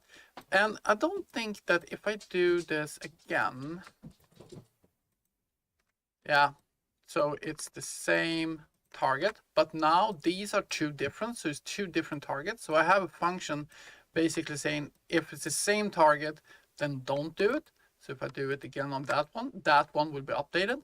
But if I do it on that one will be updated. However, if I go through here and put another somewhere, and I do the same thing again, I get yet another one. Oh, I don't know what that is. It's just not doing it. If I place them on top of each other. If I now do just a shift, I don't know which one it was, but take one of these. If I just do shift and information without pressing the shift button, they will all disappear and will only have one left. So that is awesome. So I think that is where we're at right now. We're ready to start working on the next part of this whole project, which is going to be, if I take this, that will be a fitting menu information box, almost like something like that. Sit up here. And we'll have these tabs, and will be like offensive, defensive, fitting window, and it will also have a storage for the actual vehicle, so the vehicle storage. So that is the next thing we're going to work on, because all these things is now actually working. We can move around, we can get information windows, we can unfit the item, we can delete them, we can do everything I could actually thought about. These things does not work yet, but that is, you know, later down the road things. They are working somewhat, but we get some information, and all we have to do is start updating those.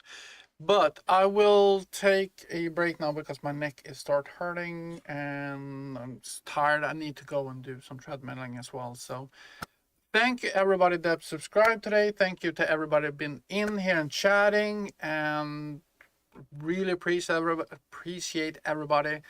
If you like this content, put some lines in comments, and if you have any questions, suggestions, whatever, put something in there, and I'll see you tomorrow. I'll be back tomorrow afternoon. So until then, on Swapop Gaming, and this is Galaxy's Dawn, just building it out. All right, everybody, take care. See you next time.